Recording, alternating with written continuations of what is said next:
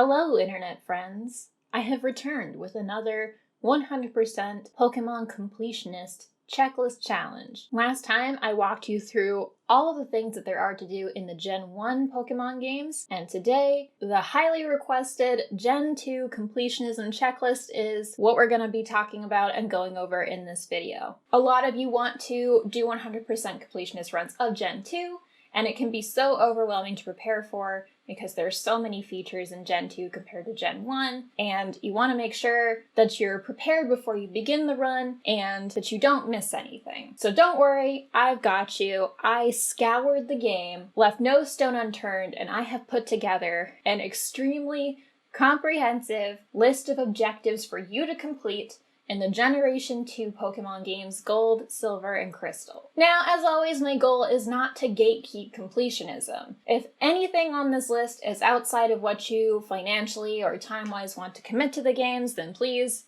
by all means, don't do them.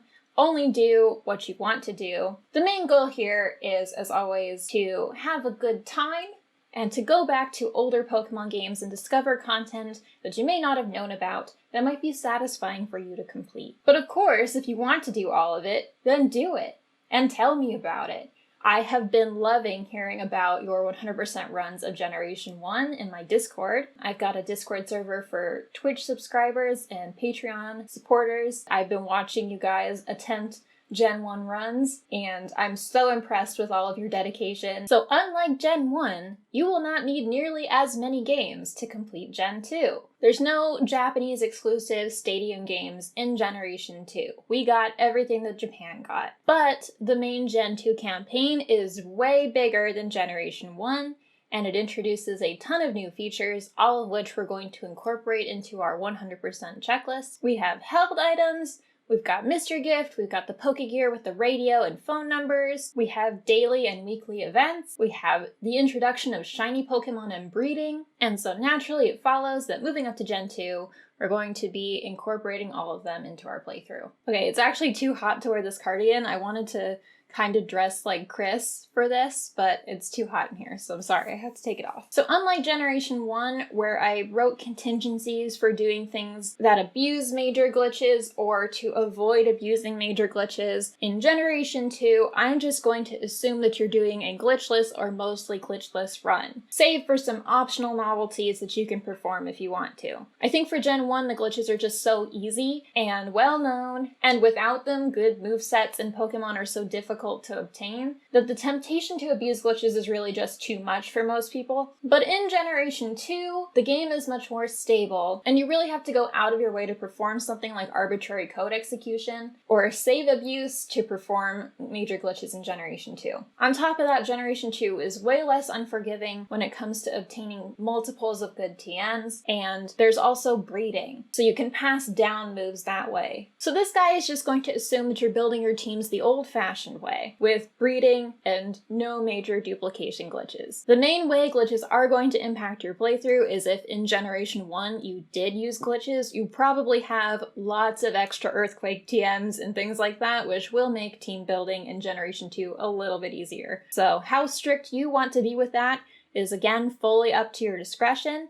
I have written this guide to be centered around Pokemon Crystal, because Pokemon Crystal, of all of the Gen 2 games, is the most aesthetically complete. You can play as a girl, which was very important to me as a kid. There are in-battle animations for Pokemon, some unique overworld tile sets, like they made some of the areas look different, and additional unique story content that isn't in Gold and Silver, mostly centering around Suicune. Additionally, there's the Battle Tower and other features that are not in Gold and Silver. The main downside to using Crystal over Gold and Silver is you can't do arbitrary code execution if you would want to do that, and there is no unique border for the Super Game Boy or the Pokemon Tower in Stadium. What I would recommend you play it on instead of either of those is a actual Game Boy. This is a modded Game Boy with a backlit LED screen. And the reason that you might want a backlit screen over the original screen, aside from basic visibility, is if you're going to be doing any full odds shiny hunting, especially if you're hatching eggs, like the odd egg, or if you're breeding for shinies, it can be so hard to tell whether or not the Pokemon is shiny just by looking at it without the backlight. So I recommend at least one actual Game Boy or Game Boy clone with a backlit screen, something that is capable of trading and that has an infrared sensor, because you will want at least one other Gen 2 game and another Game Boy to take advantage of Mystery Gift. Along those lines, you will want to have save batteries, soldering tools, and the security bit that can open up Game Boy games in order to replace batteries, because Gold, Silver, and Crystal not only save to a battery, but the battery also runs the internal in-game clock, and because of that, it can drain quite quickly. So once again, the kind of save battery that you will need are these pre-tabbed 2025s, CR 2025s. You'll also want a completed copy of Generation 1. If you've done my Gen 1 guide, you should already have something like that. However, if you wanted to skip completing Gen 1, you'll at least need a copy of a Gen 1 game with all 3 starters, all of the legendaries, the fossils, and a couple version exclusives that I will get into as we get to them in the guide. And since the Gen 2 games are so prone to losing their save files, and this is going to be a longer playthrough, most likely than your Gen 1 100% playthrough, I really recommend getting some kind of save backup device.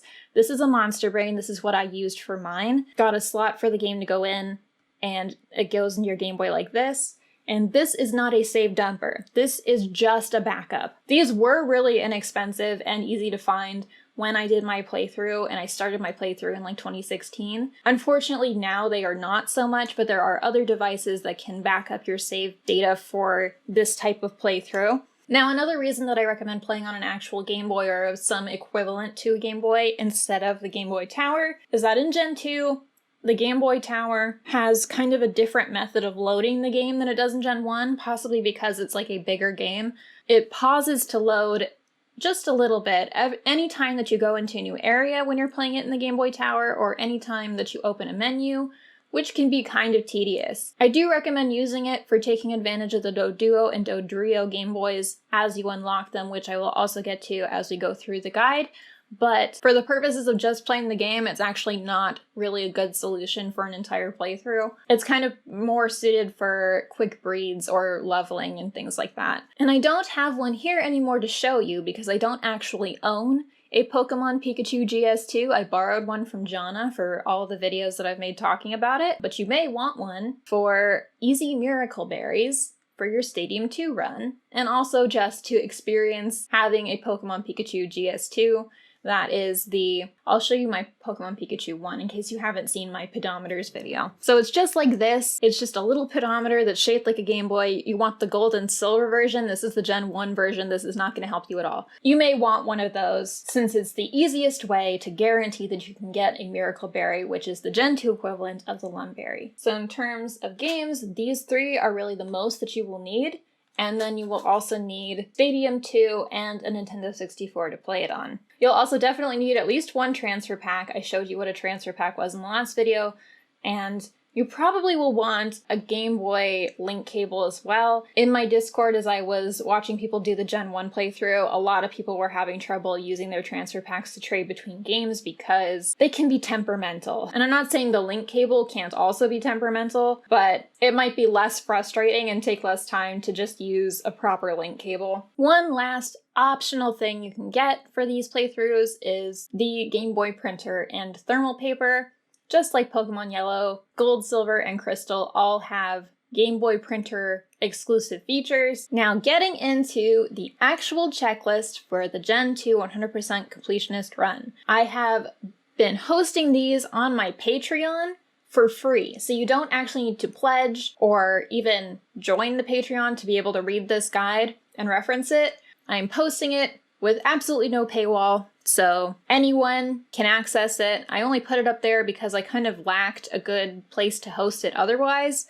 And then also, it puts more eyes on my Patreon in case people do want to pledge, because there are some other exclusive things like bonus videos and my access to my Discord server that you get by joining and pledging. Your first objective is to beat Pokemon Crystal. And before you begin, your Crystal playthrough, you will want to plan your teams for Pokemon Stadium and probably the Battle Tower, since Crystal has a Battle Tower as the very first iteration of it. Unlike Gen 1, you do not need to raise your teams for Stadium 2 as you're playing the main campaign. You can actually make a completely separate team to play the main campaign with, and then build your Stadium teams when you're all finished with playing through Johto and Kanto. The main benefit of doing it this way is you will have access to breeding for egg moves and shininess if you want to when you finally build your Stadium 2 teams. Which means during the main playthrough of Johto and Kanto, you can use whatever Pokemon you want. And the other benefit of doing it this way is that you can put HM moves on the party that you will be using in the main game,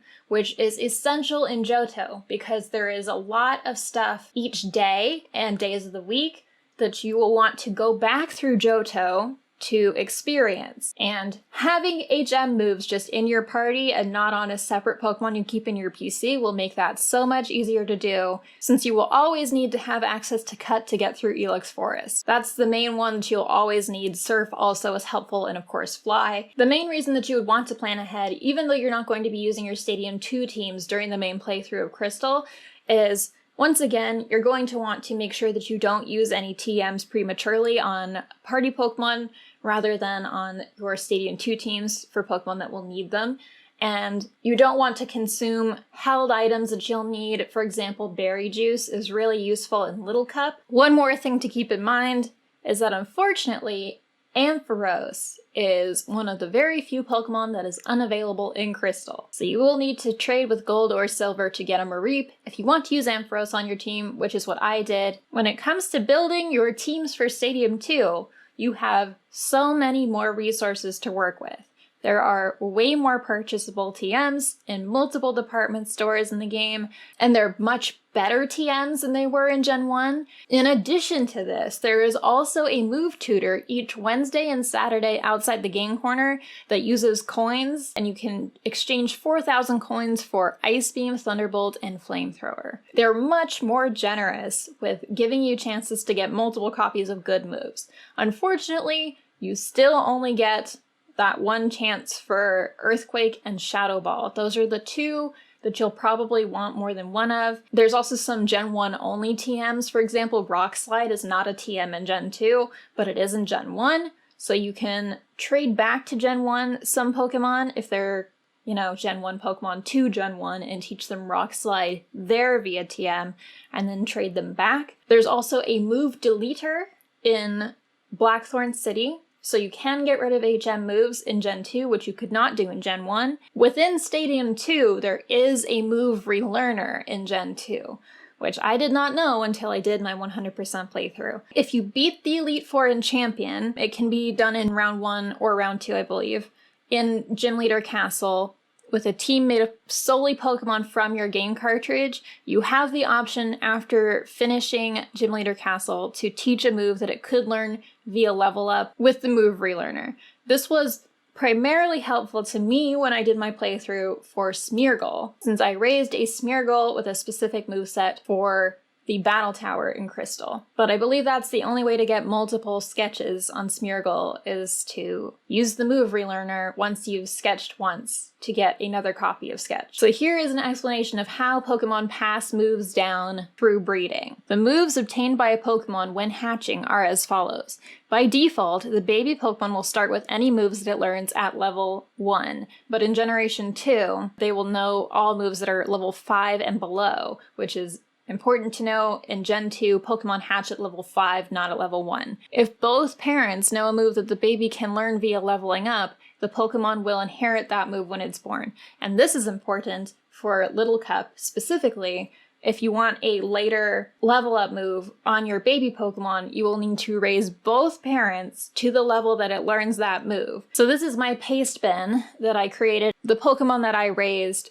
for my personal Gen 2 100% run. This is a good example of how breeding is going to come into play. So for this Scyther, for example, that I used for Little Cup, it's level 5, and I had to breed one female Scyther with a level 44 Heracross that knows Reversal to get one male Scyther that knows Reversal. Then I had to raise that Scyther to level 42 for both Wing Attack and Swords Dance, which are 2 level up moves that it learns at later levels up to 42. Then I had to raise a female Scyther up to level 42 so that when I bred it with that male Scyther that I bred, the baby would be born with Reversal, Wing Attack, and Swords Dance at level 5. So that's just an example of some of the planning that you'll need to do for how you're going to get some of these movesets. I'm going to include this as a resource in the guide. If you want to use the exact Pokemon that I raised and use my notes for how I put that together, you are welcome to. Once again, you can use the Blue Moon Falls Hue Previewer. You got access to all of the Gen 2 Pokemon on here as well to plan what colors your Pokemon will appear as in Stadium 2 once you get there. It works the exact same way. Just see all of the different hues for all the different Pokemon and choose, and then use this tool to figure out which name and trainer ID you need to get them. New to Stadium 2, however, is shininess, and you can plan parts of your team to be shiny if you so desire. That's actually something I did. I chose certain team members that I wanted to be shiny, and then I worked breeding for that into how I prepared for Stadium 2. So this guide on Blue Moon Falls has a breakdown of how you get better odds for breeding shiny Pokemon in Gen 2. Shininess is controlled by DVs, so it can be passed down.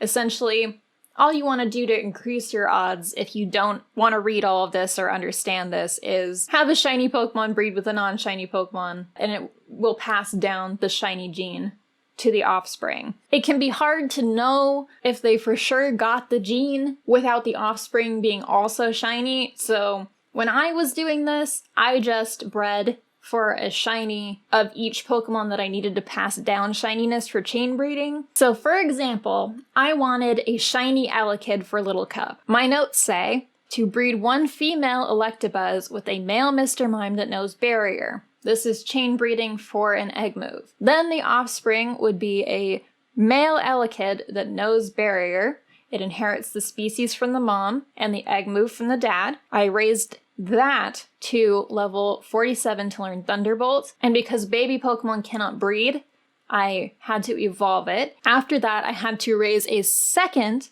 Electabuzz to level 47 for Thunderbolt, and ultimately, the baby was a level 5 Elekid with Barrier and Thunderbolt. Now, the shininess. So Mr. Mime is in the human-like egg group, and so is Hitmontop.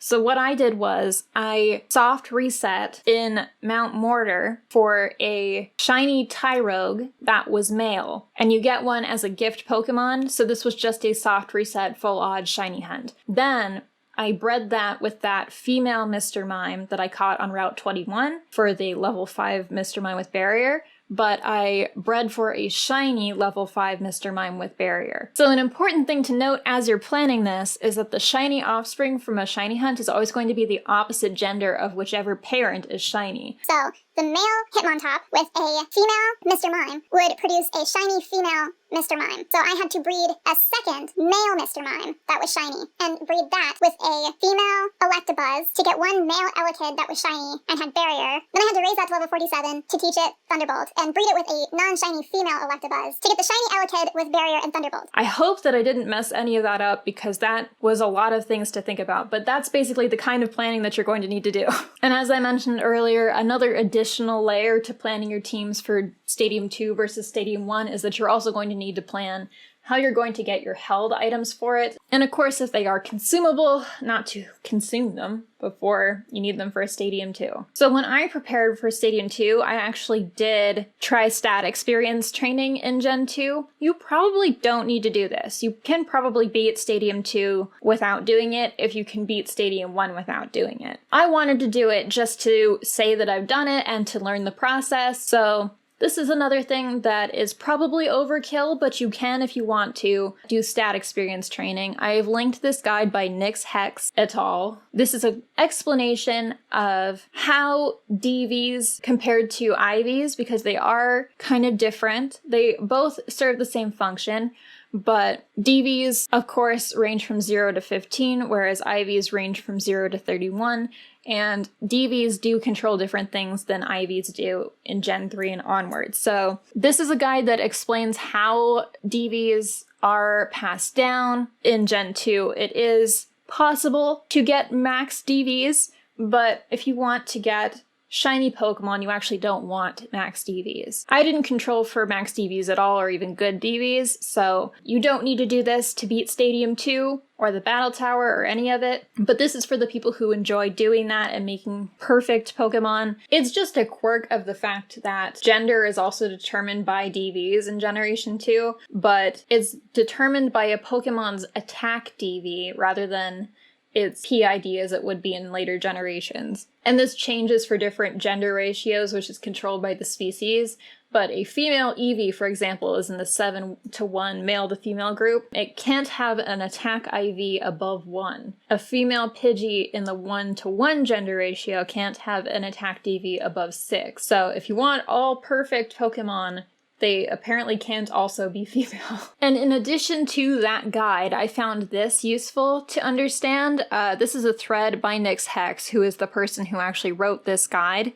I'm a Peter Sag? Hope I said that right. In Gen 2, you get much more stat experience than in Gen 1 running the Elite Four. So basically, what this breaks down to is you only need to complete the Gen 2 Elite Four 21 times, in theory, with vitamins to max out a Pokemon's stat experience. Or if you don't want to use vitamins, it will take 34 times. So you could track it that way, and then when you start getting close to 21 or 34, start checking using the box trick to see if you're close. But again, you don't actually need to do stat experience training to beat Gen 2 Stadium 2. It's just something optional that you can try if you want to, and if that's important to you. Overall, Stadium 2 is an easier game than Stadium 1, and the main reason that I say that is because held items exist.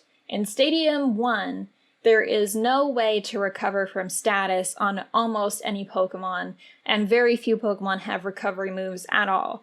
In Stadium 2, way more Pokemon are viable. They don't have to be the very best Pokemon that exist in Gen 2 to do well in Stadium 2. Not only because the movesets are more flexible, but also because held items can help a Pokemon out a lot. And there were more recovery moves introduced as well, like Moonlight and Morning Sun, things like that. Now that said, this is the Stadium 2 walkthrough that I used to build my teams. This is written by Donald Mick, and it was published originally in 2001 and finished and then updated in 2002. It has teams in it that were ultimately the basis for the teams that I used in my run, and these teams were very good. I had virtually no issues. So I skipped ahead to the round 2 teams. So this is my exact Little Cup team. It's their round 2 Little Cup team. This is not actually my exact Prime Cup team. I did not use Ho-Oh. What did I use instead? So instead of this team, I substituted in Alakazam instead of Mewtwo, and instead of Ho-Oh, I use, it looks like, Snorlax. I just don't find it fun to use legendaries on this type of a challenge. If you want to, you can. Their Poke Cup team is actually quite similar to their Prime Cup team. It's interesting because you can actually use some of the same Pokemon in these in multiple cups like you would have in Gen 1. Their Poke Cup team has a lot of crossover, uses a lot of the same Pokemon as their Prime Cup team,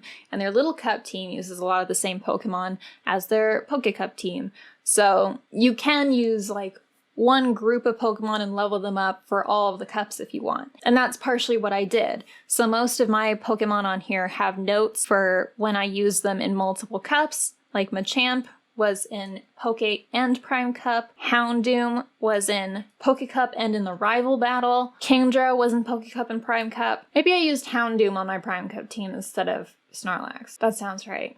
I actually have saved on my Twitch account all of my Stadium 2 playthrough. The entire thing I have saved as VODs. So if you want to, you can actually go back and see me using these teams. Now, in addition to Stadium 2, there is one additional battle challenge in Gen 2, and that is Crystal's Battle Tower, which has 10 modes, level 10, level 20, level 30, level 40, 50, 60, 70, 80, 90, and 100. This post by Golden Blissey has a good breakdown of the Battle Tower, and a team that they used at level 10. I used a slightly different team at level 10 than this, and I unfortunately was not able to find where mine came from. Mine was Aerodactyl, Smeargle, and instead of Blissey, I had Lapras. In the tower, you use a team of 3, and you can plan 30 Pokemon if you want to take on the challenge at different levels. At different levels, different Pokemon are going to be viable, but you can also plan just 3 Pokemon to take on the challenge at only one of these levels, or you can plan like 6 to do level 10 and then level 100 for like the 2 extreme ends of the challenge. The thing about the Crystal Battle Tower is that you get a reward for winning. After winning 7 matches straight, you get 5 vitamins, and that's mostly useful for raising your Stadium 2 teams. So I planned to do different teams for different levels, but then when I found something that worked for level 10, I ended up just running level 10 multiple times in order to get the easy vitamins that I needed to raise my other Pokemon. In the guide, I have decided to recommend doing the challenge at least level 10 and level 100, but you may do it at each of these levels if you want to be creative and come up with teams for each of them. So I believe that covers all of the pre-planning things that you will need to know about and do before you start your Gen 2 run. The only other thing that I should let you know, like to do at the very start of the run, is there's one glitch. So here on the Archives of the Glitch City wiki, there's a save abuse glitch that can allow you, in Crystal only, to change the color palette of the trainer that you're playing as. The boy uses the red color palette normally, and the girl uses the blue color palette normally. You can trick the game into swapping them. There's a video demonstration here by Zach the Glitchbuster, so this will probably be much more clear. So here they are, they're starting their game for the first round, and they're playing as a girl the first time. So they're starting the game here, then they go to save. So the first time they make a normal save, and they don't turn off the power during the saving message. So that's important. You make a hard save the first time as the opposite gender to the one you want to play as, and you don't turn off the power during the saving message. Then you start a new game again, and you choose to play as the other gender, and then here you go to save, and this is where you reset the game during the saving message, and this video will show you exactly where you need to do that.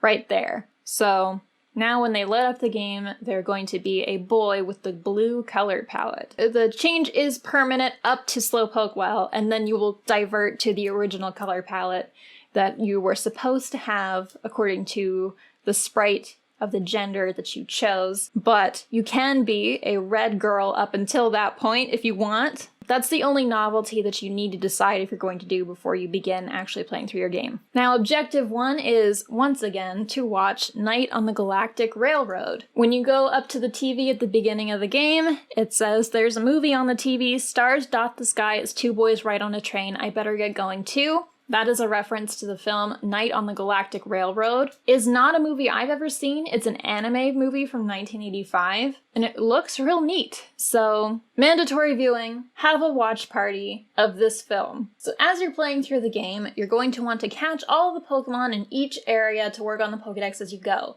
Now, this is important because Stadium 2 doesn't let you use the full Pokemon Lab features. It will not let you withdraw Pokemon from another trainer ID from the Pokemon Lab until you have 150 caught in your Pokedex in the main game. So for me, I worked on the Pokedex and evolved things during my playthrough in order to hit that amount by the time I reached Goldenrod. I also needed to trade with other games, I think, to accomplish that though. To get that done, here are a few things to note. There are phone numbers for Outbreak Pokemon. If you don't have these trainers registered in your phone because you need to save room for other trainers, you can check the Pokemon Talk radio show each day at 10 a.m. to 4 a.m. and it will tell you if there's a swarm. And then the trainer's phone numbers that you're going to want to have registered in your phone for the evolution stones are Picnicker Gina for leaf stones, School Kid Alan for fire stones, Last Dana for thunderstones, Fisherman Tully for water stones. I had so many stones by the end of the game because every time I played, one of these guys would call me and I would go straight to them to pick it up. So it can be really easy to farm them for evolution stones if you need them. And then you can also get a moonstone every Monday night at Mount Moon with Rock Smash. And to obtain more than one sunstone, which you will need for Blossom and Sunflora, sunstones are new to Gen 2, you will have to win the bug catching contest, which I found really difficult in Gen 2. So within Gen 2, these are the Pokemon that are available in the bug catching contest, and you can get both Metapod and Kakuna up to level 18, which are much higher than the equivalents for Beedrill and Butterfree. I believe that the stat that is most important to the scoring at the end of the game is the HP stat, which is going to be the highest on higher level evolved Pokemon, which will make Metapod and Kakuna the best bets at level 18, followed by Butterfree, Beedrill at level 15, and of course Scyther and Pinsir at level 14. Also new to Gen 2 is the friendship mechanic. You will have a couple Pokemon that can only evolve with friendship. I believe it's most of the baby Pokemon and then Blissey. Oh, and of course Eevee into Umbreon and Espeon. Just something to keep in mind is that there's weekly opportunities for boosts in friendship with the Haircut Brothers and the Goldenrod Underground, which are outlined under weekly events in this guide. And then there's also Daisy Oak, who will give your Pokemon a massage in Pallet Town each day from 3 p.m. to 4 p.m. So this is an archived plain text thread from the Glitch City forums. It was a post by Ice Flame in 2016 where they kind of broke down a good way to hunt roaming legendaries. The roaming Pokemon are new in Gen 2. I actually found hunting for the roaming legendaries to be pretty fun. It can be frustrating and a little tedious, but I kind of like the idea that you're actively chasing a Pokemon as it's running through Johto. And it requires you to be strategic in a way that other Pokemon don't. So this can be kind of fun, I think. Basically, you'll want some super repels. You will want a fast Pokemon at the front of your party. This is pretty specific in that it recommends having a Jumpluff with at least 98 speed and under level 40. This level 40 is repel related, so that you're not excluding the beast from your repel spawns, but also fast enough to get sleep powder in before the beast can flee, and then also give it headbutt. So this is a really good method for setup here. And one way to reliably hunt without the chase is basically you go to one patch of grass that's really easy to exhaust. So they recommend the eastern patch of grass on Route 36 and to use a super repel.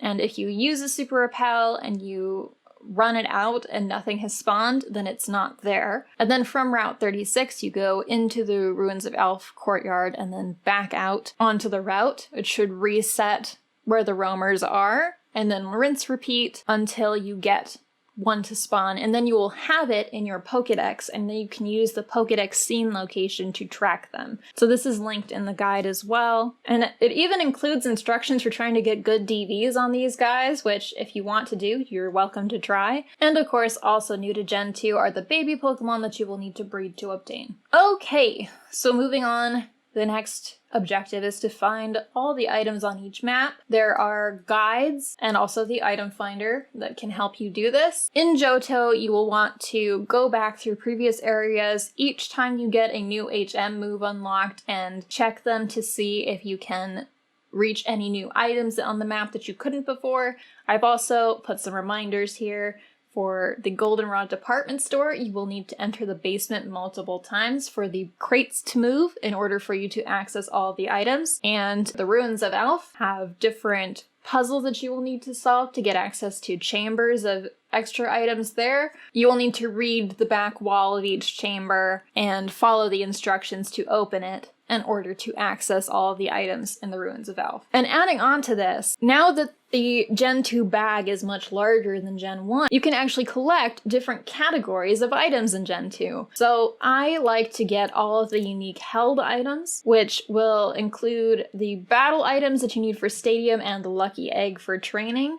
And then there's also some held items that you can only get from transferring Pokemon up from Gen 1. Blue Moon Falls actually has a guide, bless them, for how to obtain the lucky egg in Gen 2. And this lucky egg will help you immensely since you will be breeding almost all of your Pokemon for Stadium 2. They're going to be born at level 5. So if you need to raise them up to higher levels, you're gonna want a lucky egg. So Celebi has a good breakdown of the different items that you can collect. You can collect one of each type of Pokeball. You'll have to get some of these from Kurt, and some are only sold in certain Pokemarts. You can collect all the evolutionary items, and you will, because you're going to be using them to evolve things.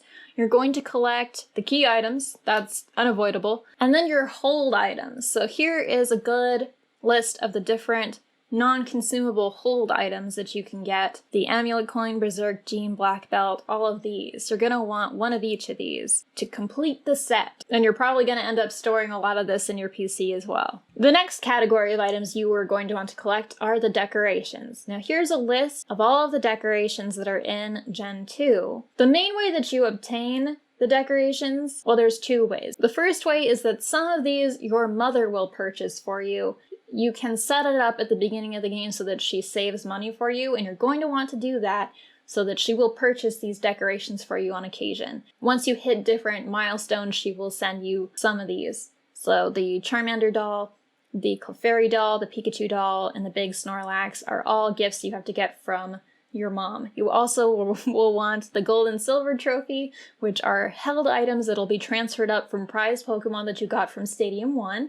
If you've played through Stadium 1 and you've done my Gen 1 100% run, you should already have these. So there were supposed to be some that were only obtainable from Mystery Gift and Pokemon Stadium, but due to the way that the RNG works in Stadium 2, they are actually fully unobtainable. So you cannot ever obtain the Pikachu bed, you cannot ever obtain the Unknown doll or the Tentacool doll. And then the rest of these you can only get from Mystery Gift, which you can get either from Stadium or from Mystery Gift with another game. The thing about Mystery Gift is you're gonna want as many chances as you can possibly stock up to try and get some of these, because you can only do it once a day with each game that you have available, which is why you're gonna want more than one system that can do infrared so that you can do it with yourself in as many games as possible each day. You're probably just gonna want to leave your N64 setup full time and pop your game in once a day to Mystery Gift with the Mystery Gift girl in Stadium 2. Her name is Carrie. What you can obtain from each game is determined by your trainer ID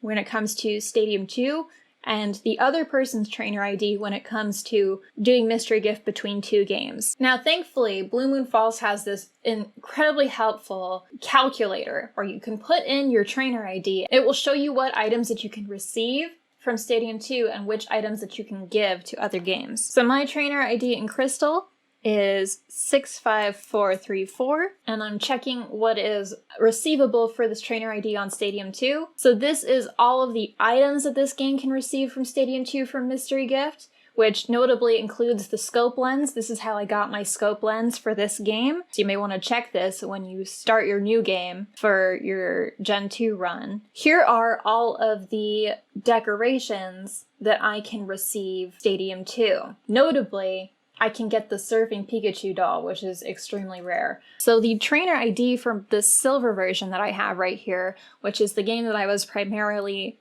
mystery gifting with during my 100% playthrough, is 32368. And so these are the decorations that I could obtain from the silver game, which was the big Lapras doll, the Pikachu poster, the pink bed. You're gonna want to, before you begin, find out what it's possible for you to obtain, because very likely there are going to be some things that you are just not capable of obtaining between Stadium 2 and another copy of Gen 2, and you may want to reset for a different trainer ID on your second game in order to get some of the extra decorations that weren't possible with the original trainer ID. You can put together a list of what it's possible for you to obtain with the trainer IDs that you already have available to you, and then complete that collection and just not worry about the items that it's not possible for you to obtain. Or you can keep adding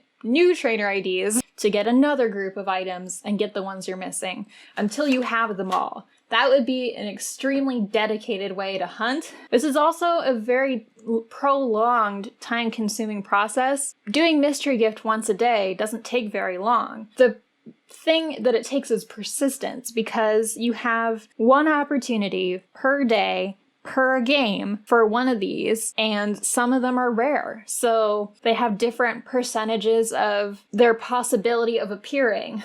So between everything, it's gonna take a lot of rolls of the dice to get some of these. I commend anyone who actually goes out of their way to try and get a complete decorations collection in Generation 2, because it is very difficult to do. The more games that you have to mystery gift with each day, the higher your likelihood is of getting the decorations that you want and collecting more of them. This is why I say that you may want more than just one additional Gen 2 game for this run. Now, the next step on this list is to talk to all the NPCs in the game, read all the signposts, consume all of the text in the game. Now, this is slightly more complicated than it was in Gen 1, because there are a number of little side quests that you can do in Gen 2.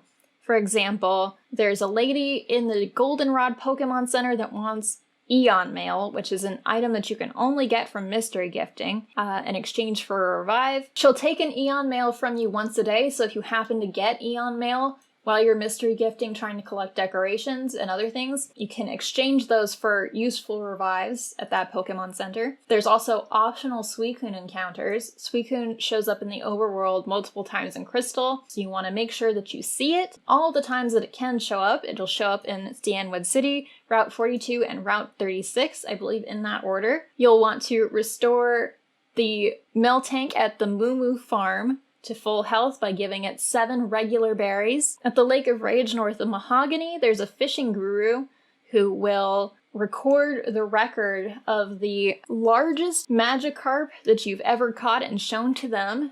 And if you beat the default record, which is from Ralph the Fisherman, you earn an elixir. Now, I want to check right now what my largest Magikarp was, so that you can try and beat my record as well. Okay, so my record Magikarp was 4 feet 5 inches, so beat that. I guess comment that you caught a larger one than me, and you can all compete in the comments to see who caught the biggest Magikarp. So you get a red scale from catching or defeating the red Gyarados at the Lake of Rage.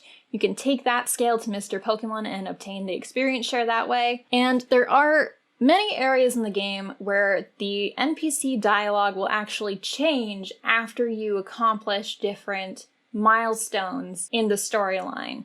So in Violet City, NPCs will have different dialogue before and after you move Sudowoodo. At the Lake of Rage, they will have different dialogue during the Rocket takeover and then after Team Rocket is defeated. I believe the same is in Goldenrod in the radio tower. And then in Kanto, many NPCs throughout Kanto will have different dialogue before the power plant is restored and the power is given back to the region and after it is. So how thorough you want to be with that is also up to you, but if you want to read everything, those are things to keep in mind. You also will want to get one of each evolution stone by showing different Pokemon to Bill's grandfather, including a Lickitung, Growlithe, Oddish, Pichu, and Staryu, and he's located at the Sea Cottage north of Cerulean City. And then there's one NPC in the Celadon condominiums that will only give you the TM for Curse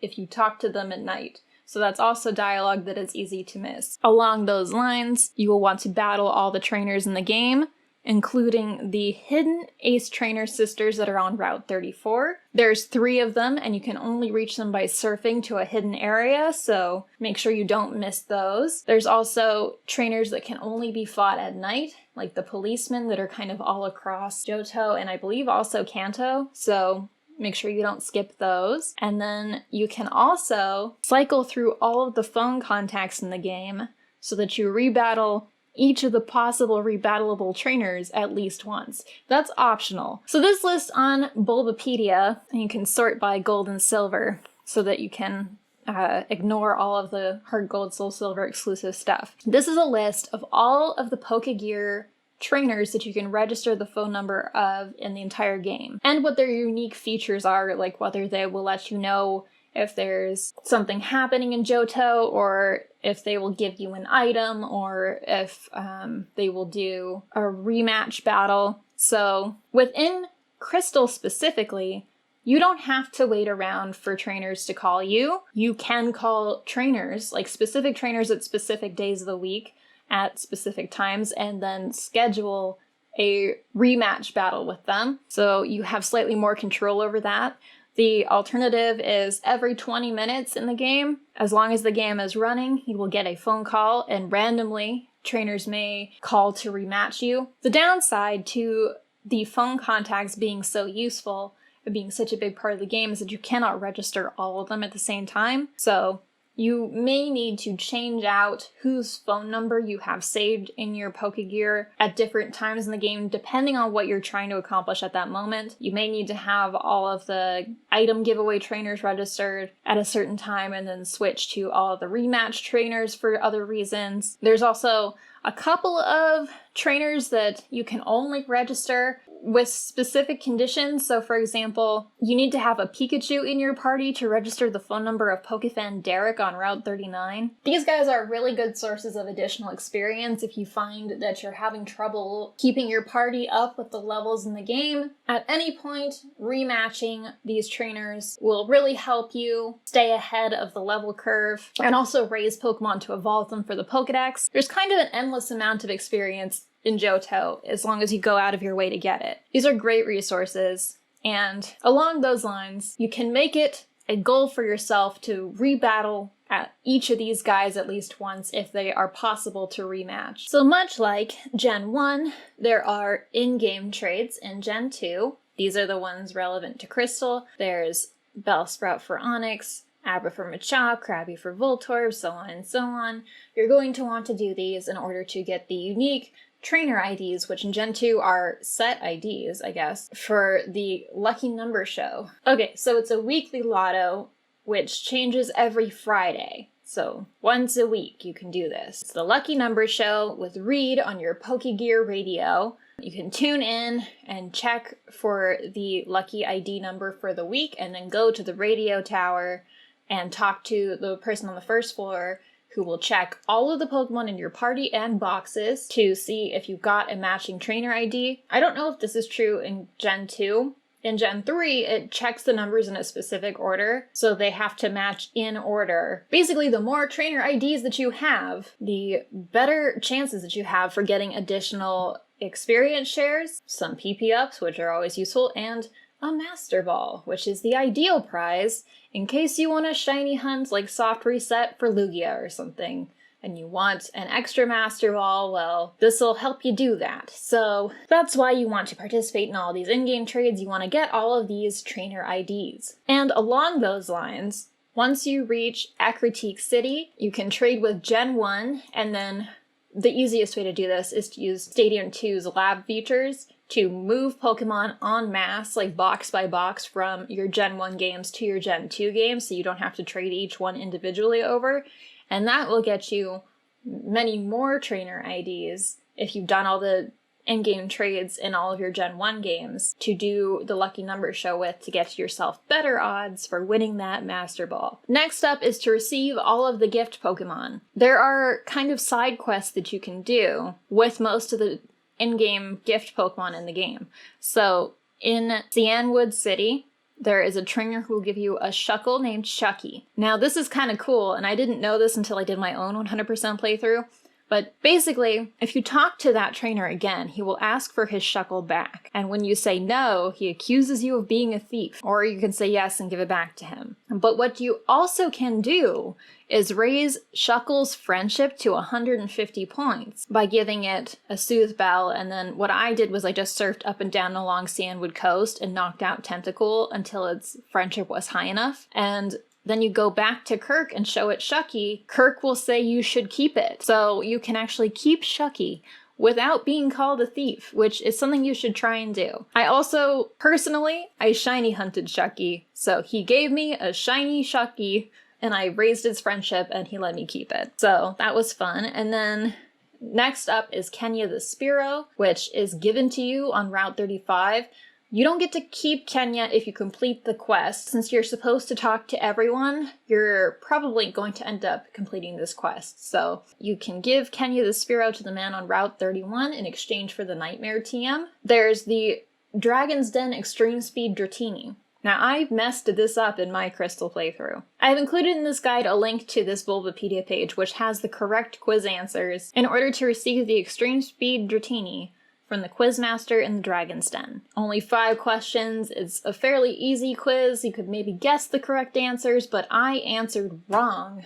Although reading these, I don't know how I got the wrong answer. Oh well. There's also the Tyrogue you can receive from the Karate King in Mount Mortar. There's the Odd Egg that you get your first time at the daycare south of Goldenrod. I recommend resetting this to get a shiny baby Pokemon because, as it's infamously known, the Odd Egg has increased odds for shiny Pokemon. Now, this egg is only in non-Japanese versions of Crystal. It's only still in non-Japanese versions of Crystal because it was a leftover from the mobile Game Boy system in Japanese Crystal, but they just made it a part of the main game for the localized versions. The Odd Egg can have 2 different sets of possible IVs, all 0 or 2, 10, 10, 10, which makes it shiny. In the Japanese version of Pokemon Crystal, there's a 50% chance the Pokemon will be shiny, and then in the international versions of Pokemon Crystal, there's a 14% chance that the Pokemon will be shiny and an 86% chance it will be not. The chance of any particular Pokemon species hatching from the egg and the chance of any species given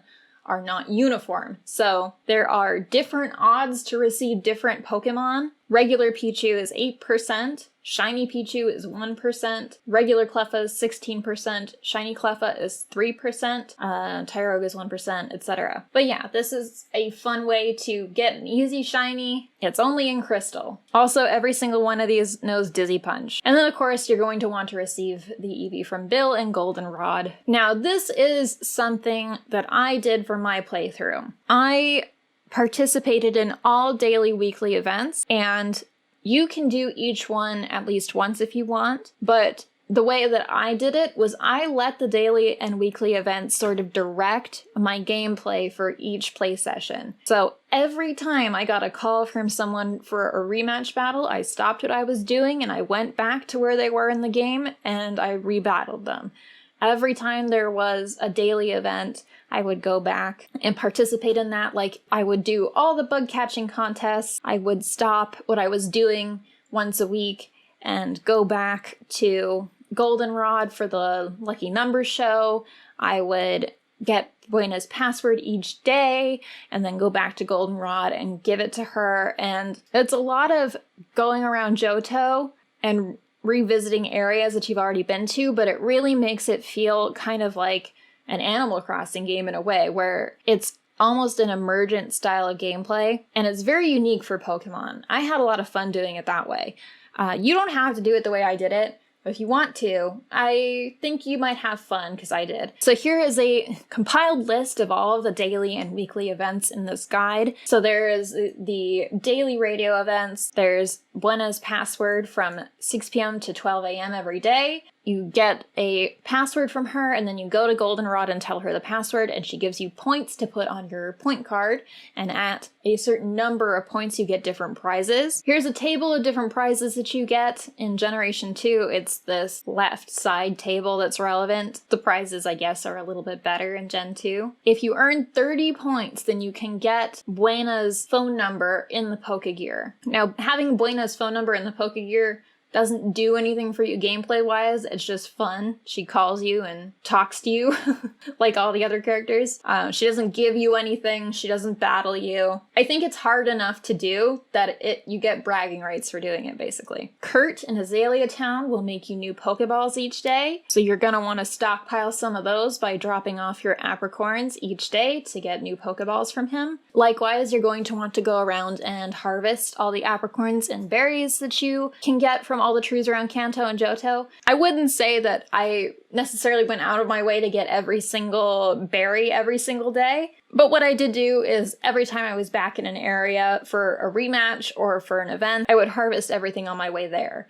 And the apricorns I did go out of my way to get each day. Also, once you get to Kanto, you can do trainer house battles in Viridian City once a day. This is a very good source of additional experience points. If you've mystery gifted with no one, the trainer Cal is in your trainer house and he has level 50 versions of all the starters. If you mystery gift with yourself, then your own teams will be in there, so you could do something like have an entire team of Blissies on one of your games to mystery gift with yourself, so that each day you've got like a whole fresh team of Blissies to knock out and gain the experience from. So if you do mystery gift with Pokemon Stadium 2, which you will be doing quite frequently, you have the opportunity to get the character Carrie in the trainer house, and she actually has 3 unique different possible teams that can show up, and it will be fun and probably happen without much effort for you to fight all 3 of them. Weekly, you can also re-ride the SS Aqua. The first time you ride it after beating the Elite Four, it has a unique set of trainers on board, so you should battle all of them then. And then there's a unique set of trainers going from Vermilion to Olivine, and a unique set of trainers going from Olivine to Vermilion anytime that you re-ride it.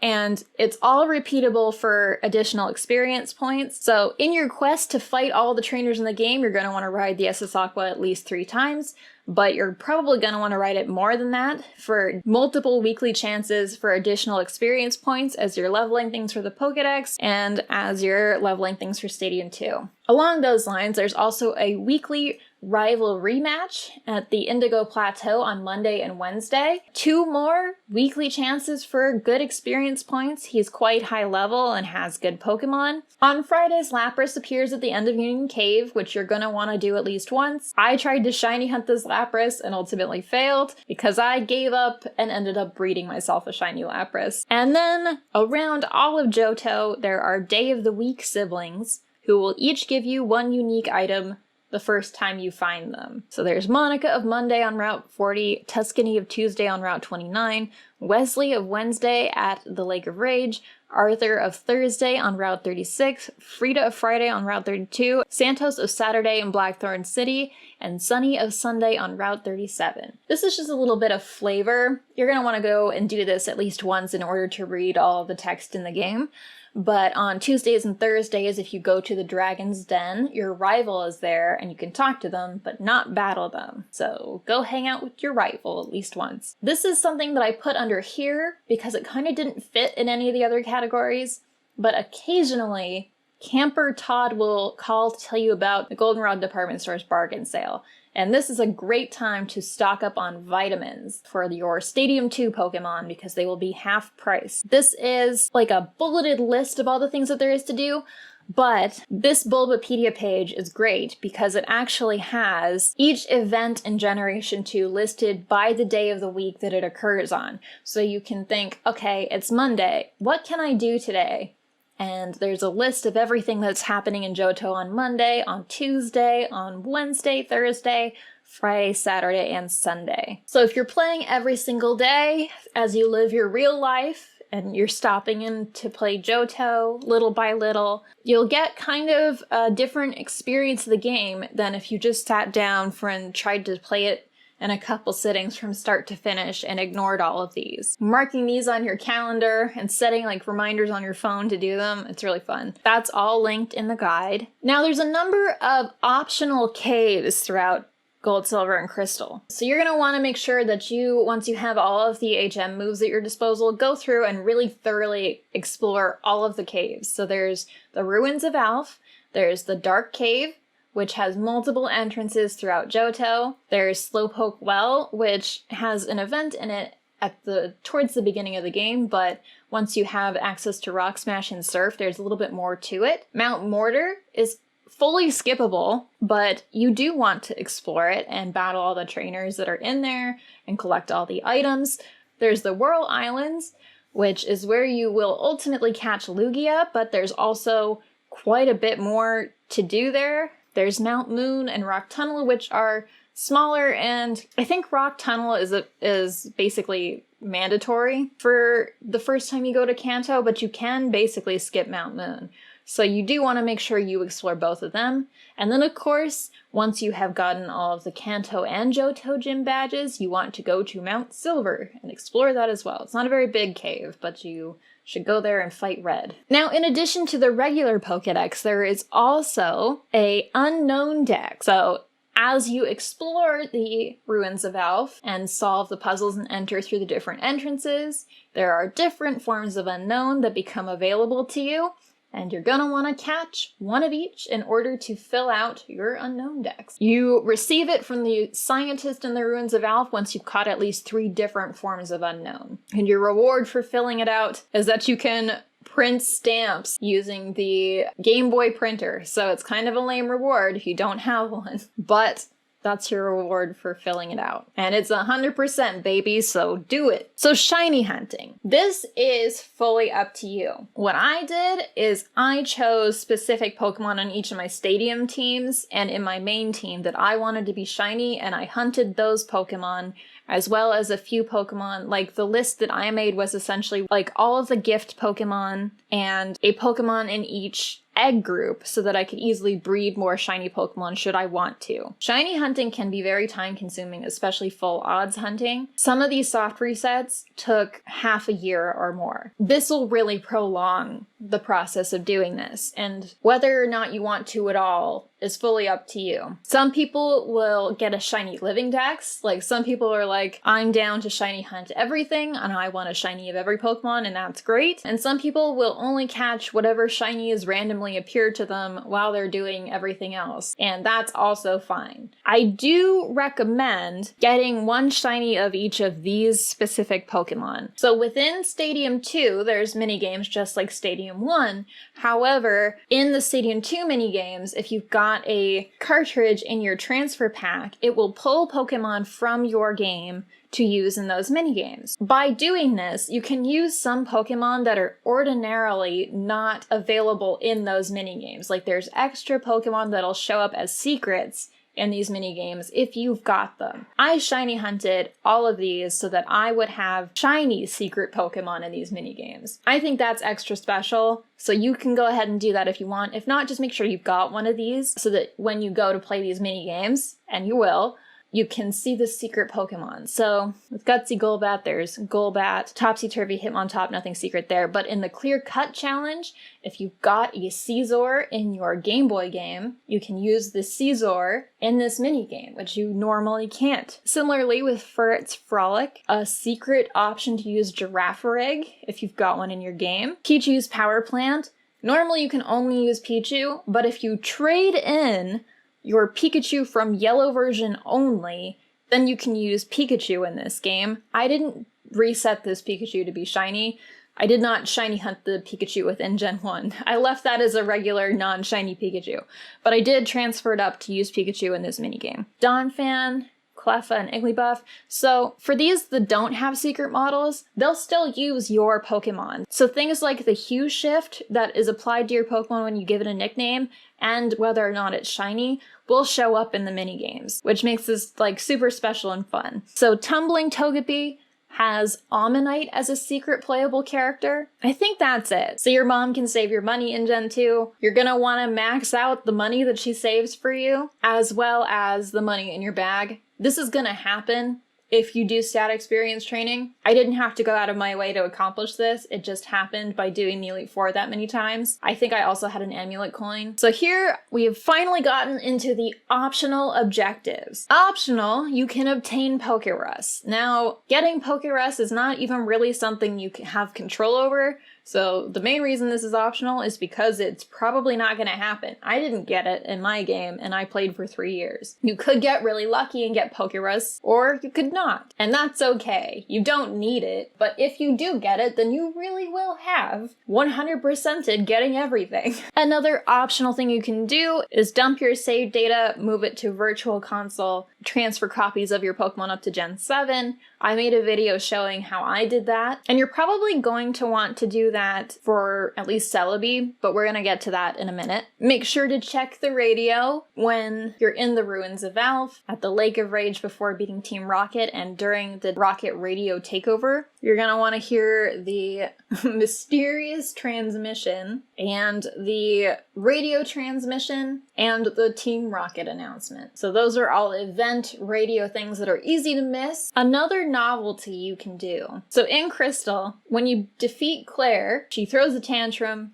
and goes to the Dragon's Den, and you have to get to the Dragon Shrine in order to get her badge. This gives you the opportunity to go into the Dragon's Den with fully poisoned Pokemon. So here's a video. This is by Chickasaurus GL, who is one of the most prolific glitch hunters for the Gen 1 and 2, maybe like in any of the games ever, period. So here you talk to the Dragon's Den Master and answer the questions. Claire shows up and has her little mental breakdown, and then she gives you the TM and the badge. Then just in this room, walk around poisoned, white out. Once you white out, you actually go back to the gym and talk to Claire. So you get your first copy of Dragon's Breath in the gym, and then you return to the Dragon's Den. And if you stand right here in front of the shrine, then you get another copy of the TM. I think that this was supposed to be like a failsafe in case you don't return to the gym, to make sure that you get the TM from her.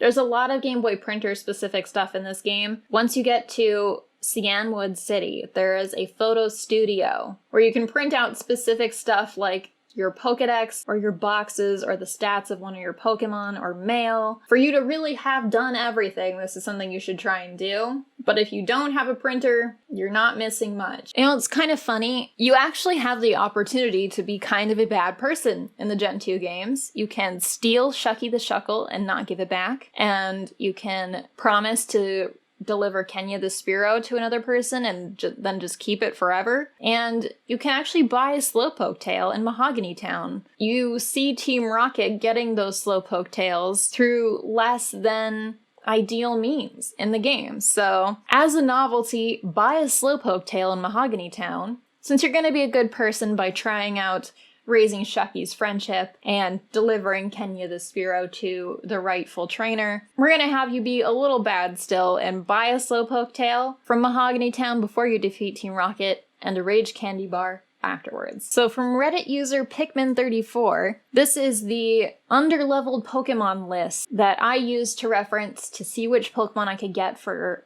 Pika Cup in Gen 1. Well, there's a lot of evolved Pokemon that are severely underleveled that you can only obtain in Gen 2. For example, you can get a level 10 Golduck. You can get a level 14 Rapidash in Gold and Silver. In Crystal, you can get a level 5 Magneton, a level 10 Dodrio. In Crystal, you can get a level 14 Marowak, a level 10 Seaking, a level 10 Dragonair, a level 6 Furret. So going through here, there's a lot of opportunities for you to collect some obscenely low-level evolved Pokemon just for the fun of it. As a novelty, collect as many of these as you want. So this is a fun novelty. On the SS Aqua, you can hatch an egg and then visit the Pokeseer, who is in Cianwood City in Crystal. So only in Pokemon Crystal, the Pokeseer lives in a small house at the north of the city. She can tell where, when, and at which level the Pokemon in the trainer's party was caught. If you hatch an egg on the SS Aqua, you can have the seer name the fast ship as the caught location. It's otherwise impossible to obtain Pokemon on the ship, and the map does not display the fast ship if you view the map in the Pokegear when you're on the ship. So on the map, the SS Aqua appears as a fixed location on the Pokegear map in the sea between Johto and Kanto. In Gold, Silver, and Crystal, there is some unused game data that would allow the player to select SS Aqua on the Pokegear map. However, this is not allowed due to an oversight in those games. The mark erroneously displays New Barktown by default as the player's current place when they are aboard the SS Aqua. So you normally can't see the fast ship on the map, but the seer can tell that you've caught a Pokemon there that you normally can't catch. You're going to be talking to everybody anyway, so you may find this on your own, but there is an Easter egg if you talk to the right side of the staircase leading up to the roof of the Celadon condominiums. So that covers your first objective and all of the things that you're going to be doing in Pokemon Crystal. Next, you're going to play Gold or Silver. You do not need to play both. Unlike Gen 1, where you had to play all of them to get everything if your main game was Yellow, if your main game is Crystal in Gen 2, there are only 3 unobtainable Johto Pokemon, and they are available in either Gold or Silver, so it doesn't matter which one you play. You also don't need to finish Gold and Silver. You only need to play up until Route 44. What you need is a Mareep, which you can get on routes 32, 42, and 43, a Girafarig, which is on Route 43, and a Remoraid, which is on Route 44 via the Super Rod. There are exclusives to Gold and Silver, and they're Mankey and Vulpix, but both can be transferred from Gen 1, and completing the Pokedex does necessitate that you have a completed Pokedex in Gen 1, or at least all the Pokemon that you're missing. So in Gen 1, you're going to want to have a Mankey, a Vulpix, as well as all of the Kanto starters, the legendaries, but we'll get back into that when we get to completing the Pokedex. Now, if you only play one other Johto game, you're going to need to restart it at least once so that you can get the other starters, because you will have one starter from playing Crystal, but the other 2 Johto starters you're going to need to trade for, so you'll reset this at least once if you're playing only one. You'll also have more access to TMs like Shadow Ball and Toxic, and Earthquake the more Johto games that you play through, and more of the game that you complete, since you don't get Toxic until Kanto. And if you really wanted to do arbitrary code execution for any reason, you can only do it in Gold and Silver, because the coin case glitch was fixed in Crystal. So your third objective, once you have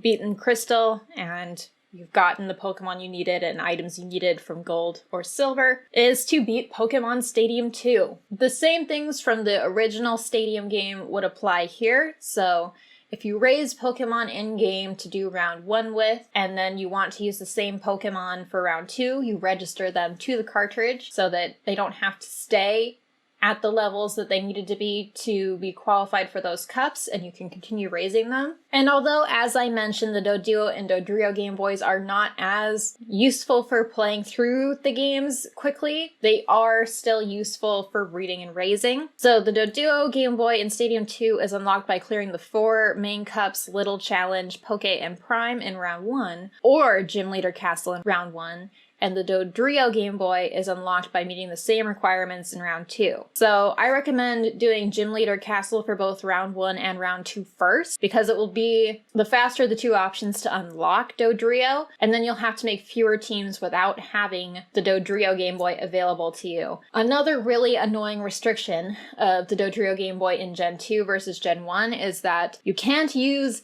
either with a new save file in Gen 2. You have to have cleared the Elite Four to get the privilege of speeding the game up, which is good for breeding and raising Pokemon for Stadium, but bad for playing through multiple copies of the game to get more TMs should you need them. So that's quite irritating. You can speed up the Gen 1 games without having beaten the Elite Four. In fact, you can speed them up to quadruple speed in Gen 2, in Stadium 2, but you cannot do the same with the Gen 2 games. I don't know why they were so restrictive with that. I guess they decided that breeding compensates enough and they wanted people to breed instead of playing through the game multiple times, but they didn't give us unlimited Shadow Balls or Toxic TMs or Earthquake TMs. So within Stadium 2, you can use the lab feature to see your eggs before you hatch them. And the main benefit of doing this is that if your egg contains a shiny Pokemon, it will most likely be a different color than the eggs that do not contain shiny Pokemon for that species. This means that you don't actually have to hatch all of the eggs and breeding for shinies. It makes it much easier. And there is now a tool so that you can check what color your non-shiny egg will be, so that you know in advance whether or not they're going to be too similar for the trick to be useful. Because that happened to me a couple times, like with my Elekids. When I was breeding for shiny Elekid, the normal egg and the shiny egg were the same color. So I ended up breeding like 5 of them on accident. Challenge Cup is a new mode to Stadium 2 where you use randomized Pokemon. It's very similar to the Battle Factory in the Frontier and later generations. Essentially, there is just a pool of Pokemon for each level. There's Poke, Great, Ultra, and Master levels in round 1 and in round 2, and each has a different pool of Pokemon that you can get. You just have to try and beat the cup using Pokemon you didn't raise or pick, and often very bad Pokemon. I don't love modes like this because I like the process of raising my own Pokemon, and the fun of the RPG of Pokemon is using my own guys. To me, it doesn't feel fun or fair for the challenge to be based entirely on RNG and having not a lot of freedom to use creativity to overcome it. So Challenge Cup was the hardest mode in Stadium 2 for me. It took me the longest, it was the most frustrating. It tallies how many attempts you take to clear it. So you can try and be a badass and beat it in the fewest attempts possible, or you can do what I ultimately did, which is reset for the best possible Pokemon in order to beat it sooner, because I just wanted to move on and do the cups I really wanted to do. That's one of the new modes to Stadium 2 that was not in Stadium 1.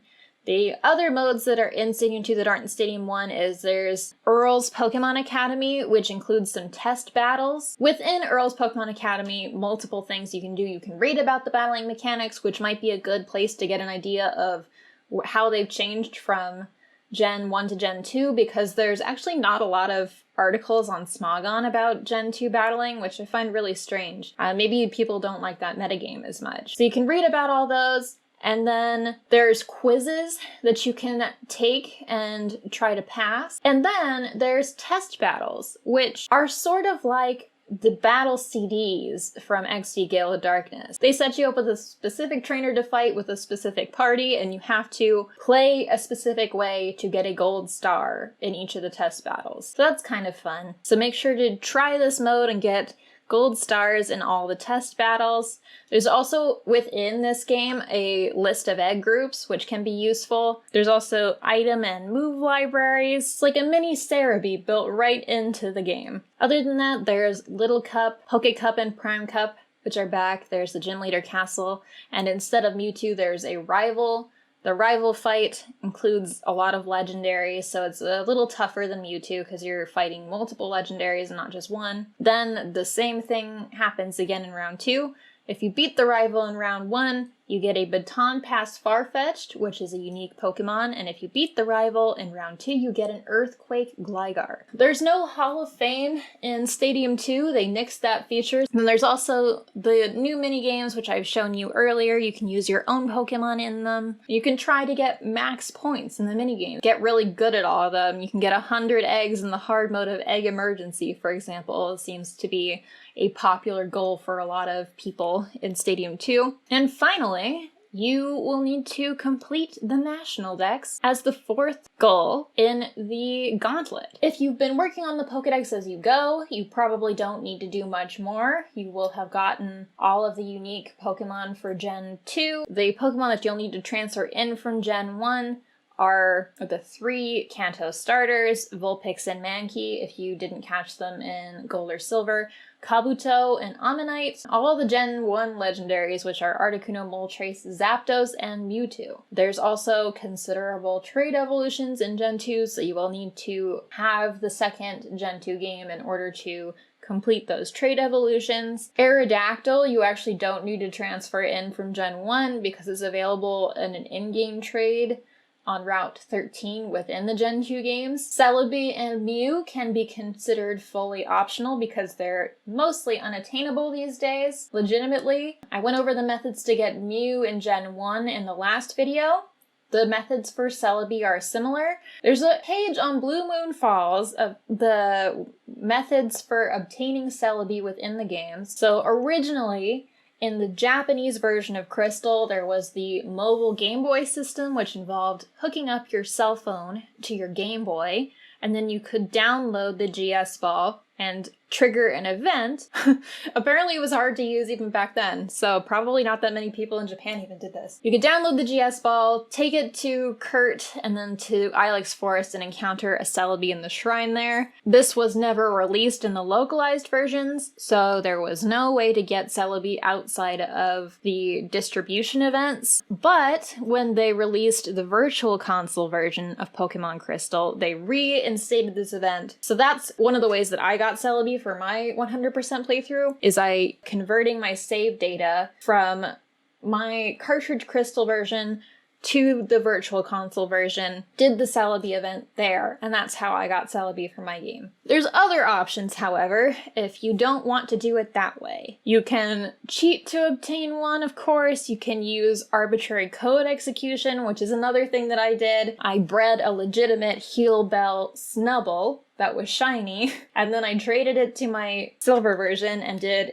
arbitrary code execution in this game to turn it into a shiny Celebi with Heal Bell. Much like in Gen 1, where the distribution Mews were preserved and can be injected into your games, you can download save data that contains the original Celebi distributions and obtain one that way by burning that save data to a cartridge and then trading it over. More than just Celebi events that were preserved for Gen 2, it turns out. There's a bunch of shiny Johto starters, so if you don't want to play multiple games of Gen 2 for all the starters, you can also get them this way.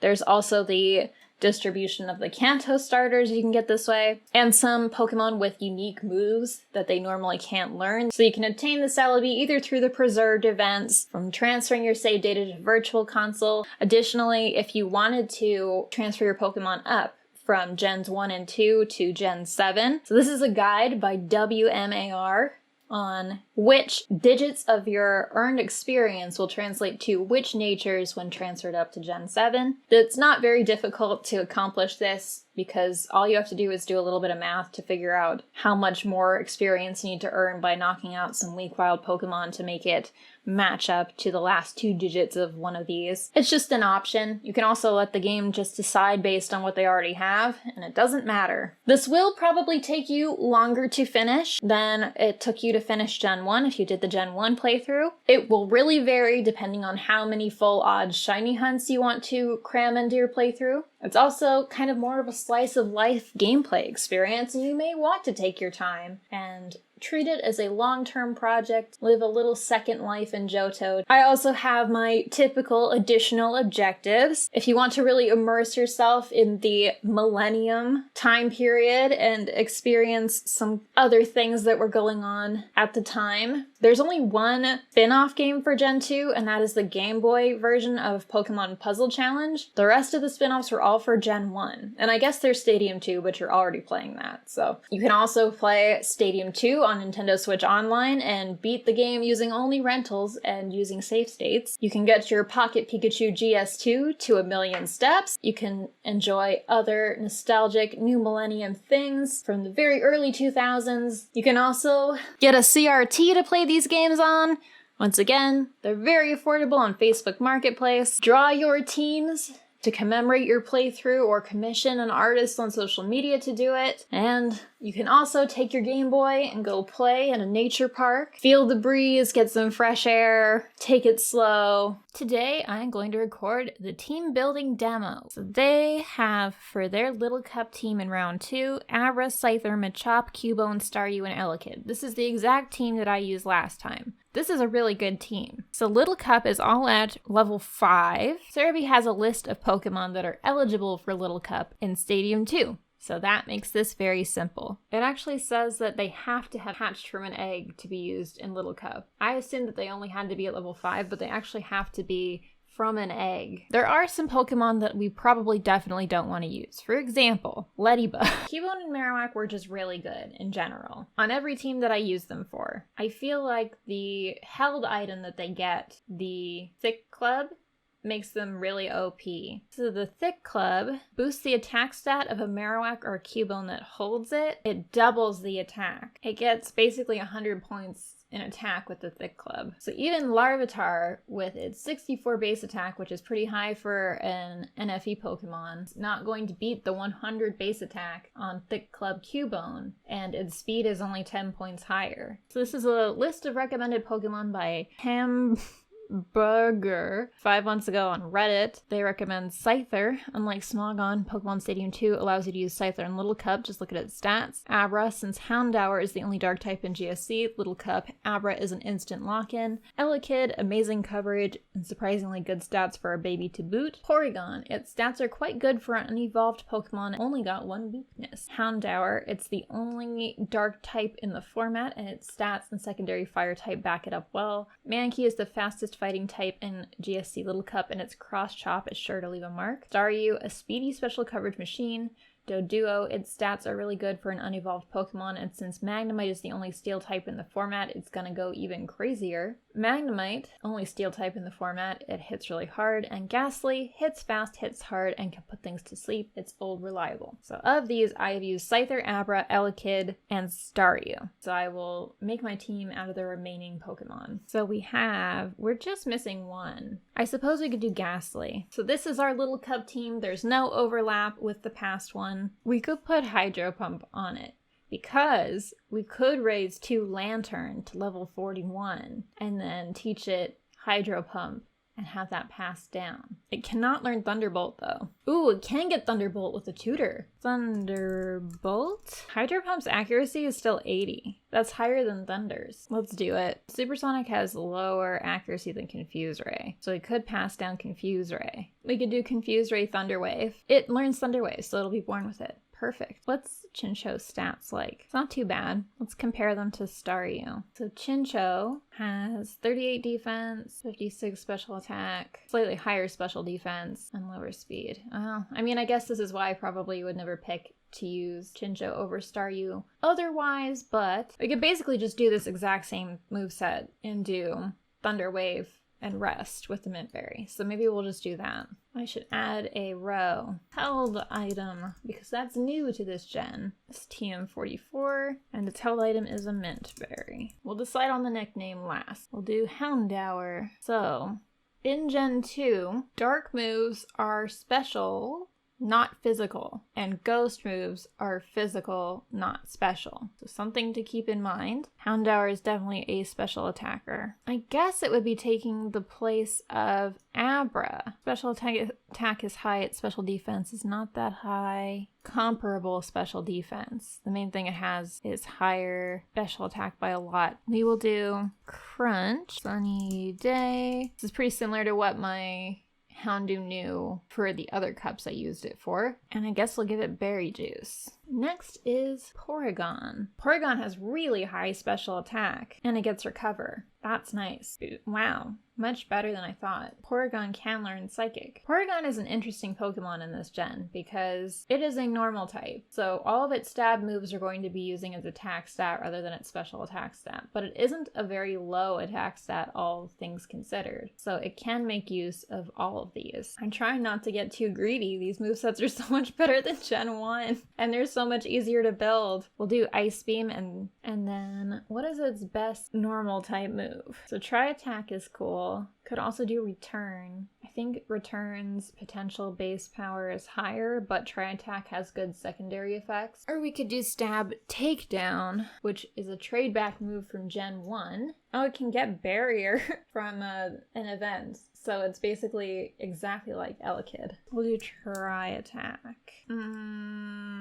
Takedown. And it will be holding the gold berries. These are all very simple to get so far. This is going to be taking the place of Machop, but instead of Karate Chop, we get Cross Chop, I believe. Now, how do we get Cross Chop? Level 39. Ooh, it can get Rock Slide through breeding. Well, we're definitely going to do that. Okay, so now we just need a decent ground type move. Should we do Dig or Mud Slap? Because Earthquake's off the table. We'll do Dig. Mankey can also learn Focus Energy. That's easy. Held item is Scope Lens. Cool. So we're going to need to Mystery Gift for that. So we're going to breed male Rhyhorn with female Mankey for Rock Slide. What level does Rhyhorn learn Rock Slide? Oh, this is chain breeding time. So it learns it from Larvitar. Okay, so male Larvitar level 22 for Rock Slide with female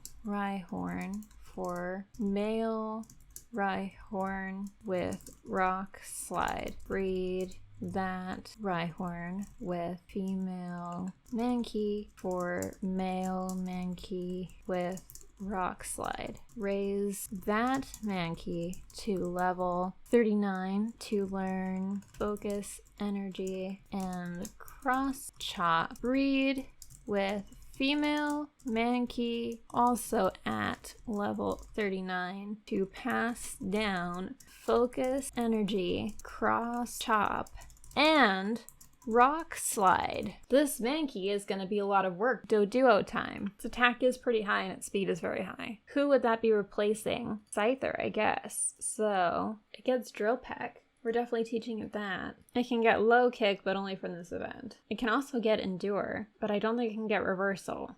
Which, like, Endure Reversal, you don't want to have one without the other. You know what I mean? Maybe this is what they're talking about with the Steel. Steel Wing makes it more viable, and it can get Quick Attack as well. How fast is Doduo? Doduo is pretty fast. I'm going to opt for Double Edge. How does it learn that? It's a trade back move. Okay. And either Thief, Pursuit, or Feint Attack. Well, it can't have Feint Attack if we're giving it a trade back move. So that's off the table. Thief and Pursuit have the same power and accuracy. It's just a matter of what secondary side effect we want and which one will be more useful. I suppose that would be Thief, TM46. And it will be holding our Miracle Berry. Breed to level 33 Doduo. And then I need to make a note. Do not Steel Wing until after trade back for Double Edge. I like how much more creative you can be already with building teams for Stadium 2 compared to Stadium 1. Movesets didn't really start getting good until Gen 5, but there's such an improvement in Gen 2 over Gen 1. We're missing our Cubone equivalent, so maybe Ghastly isn't the best choice. We need some kind of replacement for Cubone. I'm still stumped on what could possibly be as good. I did love Cubone so much. It's such a good little guy. I don't think this will be as good, but we're gonna do Larvitar for the sake of shaking it up. Larvitar has pretty good attack, but that's it. Unfortunately. It gets Earthquake and Rock Slide by level up though, which makes it useful. So Earthquake at level 50, level 22, Reach and Headbutt. It does get Screech. I'm sure it also gets Headbutt. This actually saves us from having to use an Earthquake TM in Little Cup, since it's one of the few that you can't get more than one of in Gen 2. We're gonna need a substitute for the Thick Club. Obviously, that won't do Larvitar any good, so we're gonna have to come up with another item for it to hold. What's a good held item? What do you hold normally, Tyranitar? Leftovers? I guess we're not using leftovers, so this is super easy. Breed 2, level 50, Larvitar. Our Little Cup team is done, aside from the nicknames, but I want to pick those later, because I don't know what I want to name anything. Actually, I think it makes more sense to me to do Poke Cup and then plan out Prime Cup after. So we'll come back. So here we go. Machamp, Jolteon, Houndoom, Kingdra, Marowak. I could in theory use a lot of the same Pokemon as I raised for Little Cup and just leveled them on up. So I want to check what Primeape's stats are like, because if we've gone to the trouble of getting all those moves on Primeape, its attack is really high and its speed is really high. Its defense and special defense are meh, and its HP is meh. How does this compare? Machamp. So Machamp has a higher defense and special defense, but lower speed.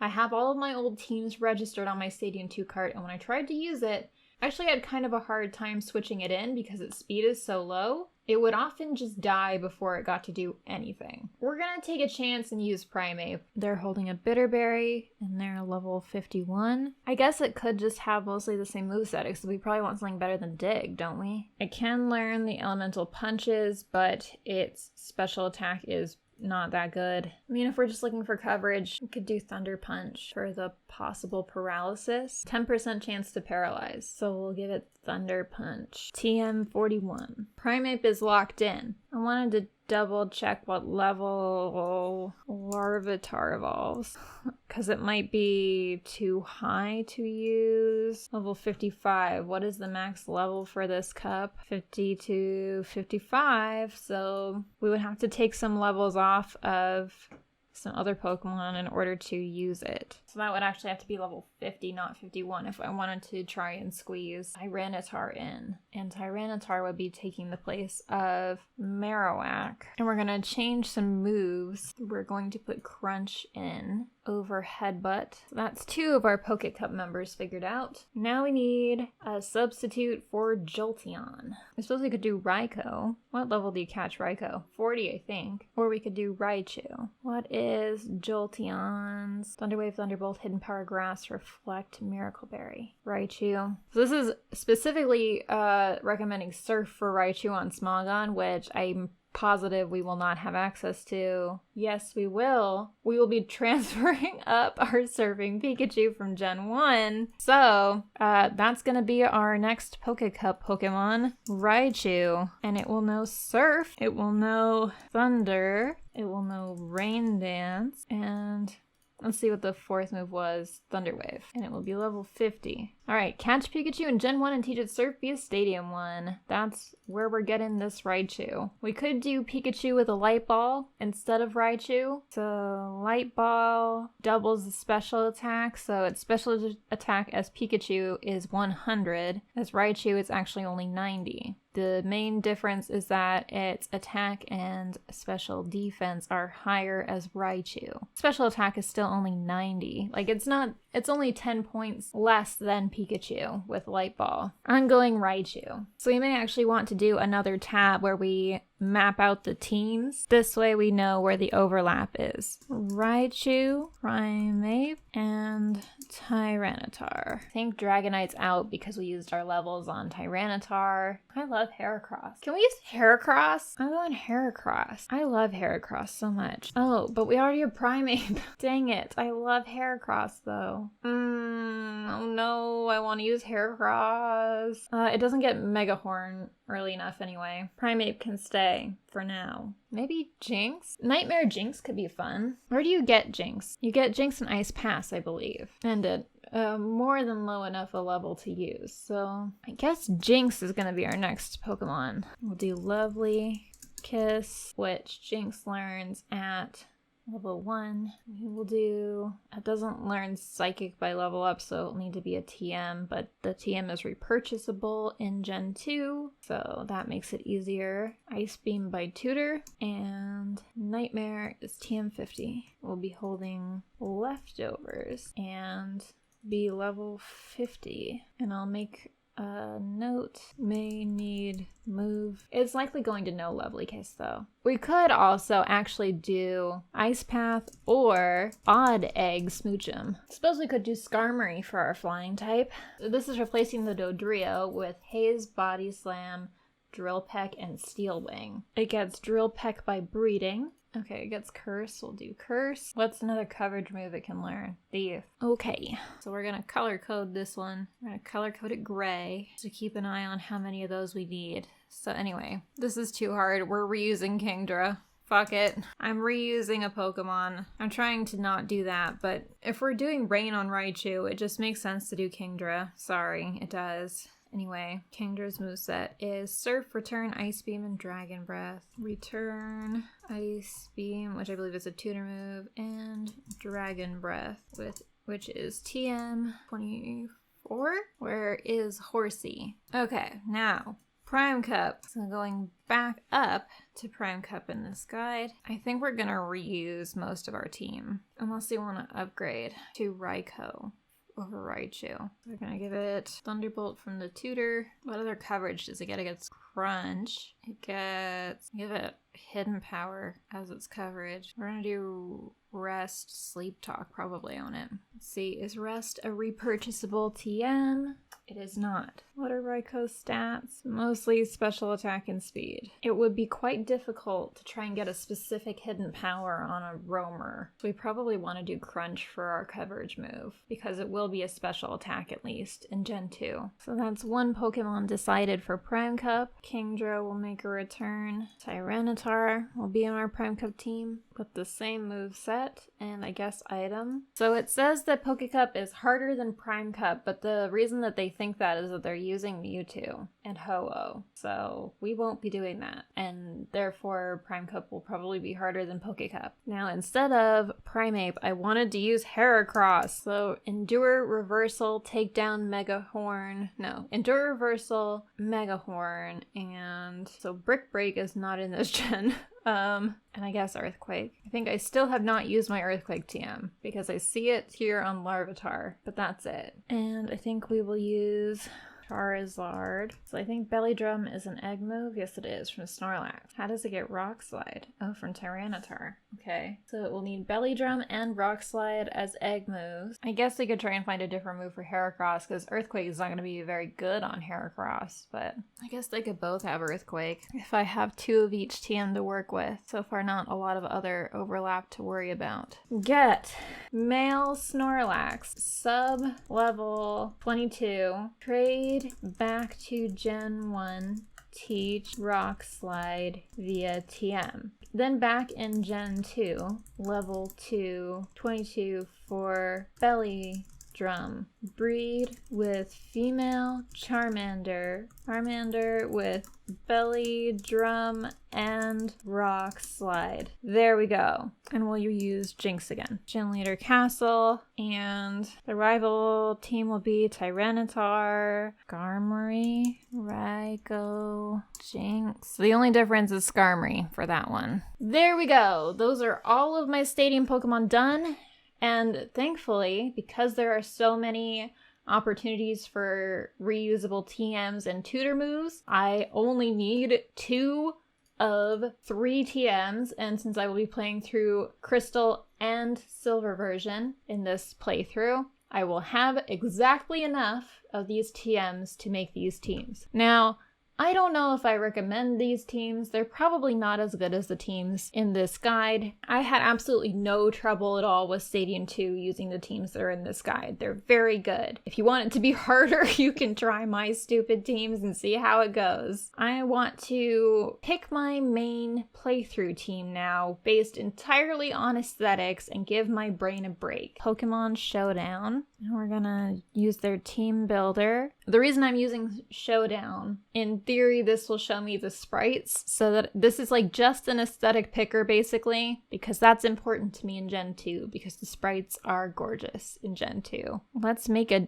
aesthetic Gen 2 team. I've decided on taking inspiration from the teams of Chris and Green from Pokemon Special Adventures. To start with, we're gonna mix it up. We're gonna have a starter on our team, but it's not going to be a Johto starter. It's going to be, I'm gonna have to trade this in. Green has a Blastoise. So that is our first Pokemon. Green also gets, in the Gold and Silver arc, Granbull. I believe Green also has... We're gonna double check. Yeah, Green does have a Nidoqueen. So we're gonna put a Nidoqueen on here. Got a big blue and brown theme with some pink and black. Crystal has kind of a weird selection of Pokemon. She's got the Smoochum, the Arcanine, the Paris, the Cubone, Hitmonlee, Meganium, Mr. Mime, Blissey, Elekid Corsola. So we could do Jinx after that Smoochum. We are going to be raising a Jinx for our Stadium Cups though. Yeah, why not? We'll do both. Okay, and then, yeah, Chris doesn't have a lot of Johto specific Pokemon, does she? She has a Dunsparce apparently. I know that Gold has like a Sunflora, so we could put Sunflora on here. 2, 3, 4, 5. So the last member, Fortress, might actually fit this color scheme. It doesn't really fit the inspiration, but like in terms of the overlapping colors, we've got a lot of yellow, but then we have nothing that matches Granbull. So the Fortress might tie in with like Jinx with the red and Granbull with the purple. I wish I could make the team preview appear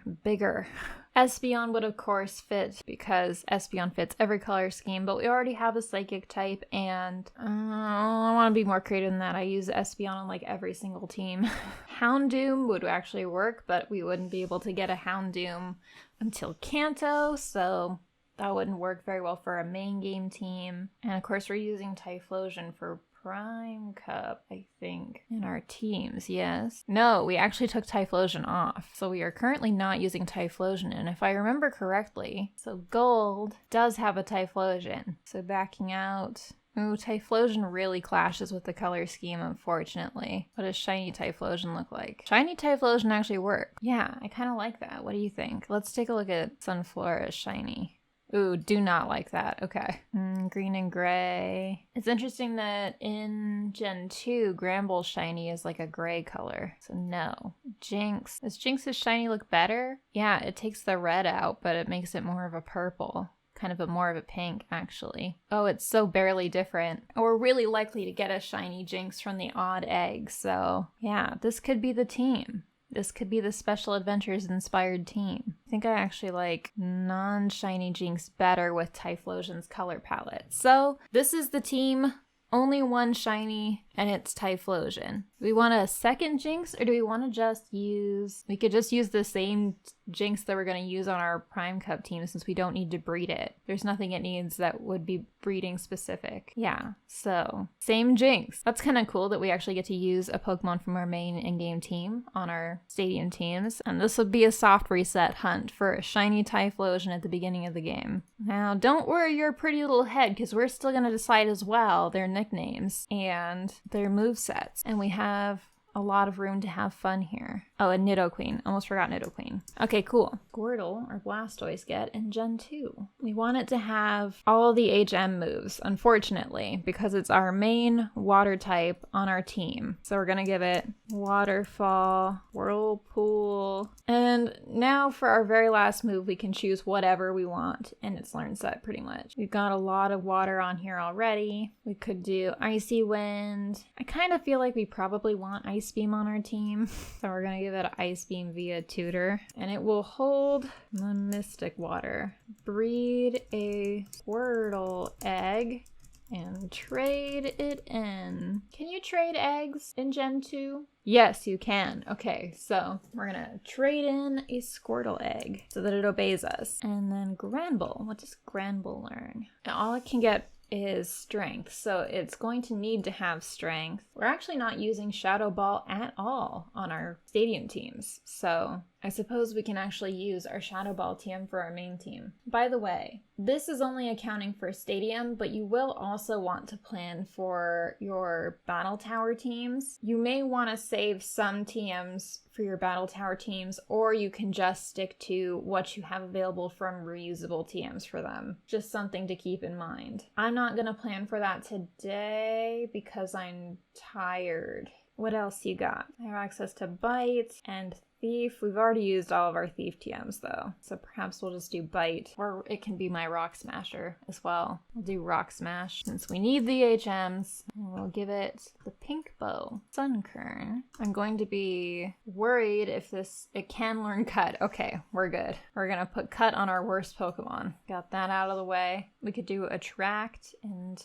Giga Drain, and Synthesis. Ooh, it's gonna be a Sunkern for such a long time. 46. That's like basically the end of the game, because I'm pretty sure because Sunflora is a stone evolution, it won't learn it unless I use... Oh, no wait, it gets better moves as Sunflora. Just kidding. We're actually gonna do Petal Dance. It doesn't get Synthesis though, only as Sunkern. So Petal Dance has 70 power, Giga Drain is 60, but it heals. See, it gets Synthesis at level 31, and then when it evolves, it gets Petal Dance at 31. We're gonna leave under notes, evolve at 31 after learning Synthesis to hopefully learn Petal Dance. Cyndaquil, Flamethrower via Tutor to get it quicker. We can't give it any breeding moves because we're resetting for a shiny. Maybe we'll just give it the punches so that we can have as much coverage as we want. When do we get the punches? We get the punches from the Goldenrod department store. so we can get them pretty quick. So we will not probably give it Ice Punch, we'll give it Thunder Punch. We will do Dynamic Punch, Thunder Punch, which is TM41. Where do we get the TM for Sunny Day again? Celadon. So we might be able to get a TM earlier than that in Johto, but I'm not positive. Oh, it's at the radio tower, so I could get it earlier. We will do Sunny Day then. That'll also help my Sunflora out. We could actually swap this for Solar Beam. Held item, Charcoal, and then Nidoqueen. I think all of our HM bases are covered already. So Nidoqueen doesn't learn Earthquake without a TM, which sucks. That's all it's good at. We need the TMs for other things though. So this is going to be an Earthquake-less Nidoran. We'll probably do Body Slam, Toxic, since none of our other Pokemon are going to use Toxic. So that is the team. I wish I could see them all on the same page. Let me make it a little smaller. There we go. That is the team. We're definitely going to make Houndour shiny. Ooh, and Porygon. What color are you? No, you're not shiny. Well, they will match better if they are shiny though. Okay. Hardly different. So I guess this whole team is shiny. I feel like Doduo though actually should not be and looks better not being shiny. But the rest of them all match better when they're all shiny. So all of these chain breed for shininess. I'm gonna have to work out what the egg groups are tomorrow, I think. I'm gonna add asterisks to the shiny ones. Porygon does have a gender, I think. Does Porygon have a gender? Oh crap. Okay, it's genderless. We actually need to do the Ditto trick, I think, for a shiny Ditto. There's a glitch that you can do to get a shiny Ditto in Gen 1. Like guaranteed that you can then trade back to Gen 2. Okay, so this is an answer from Pokemon Database Q&A. The answer by Bottomless Sea. So the explanation is, first we need 2 different consoles, one with having RBY and one having GSC.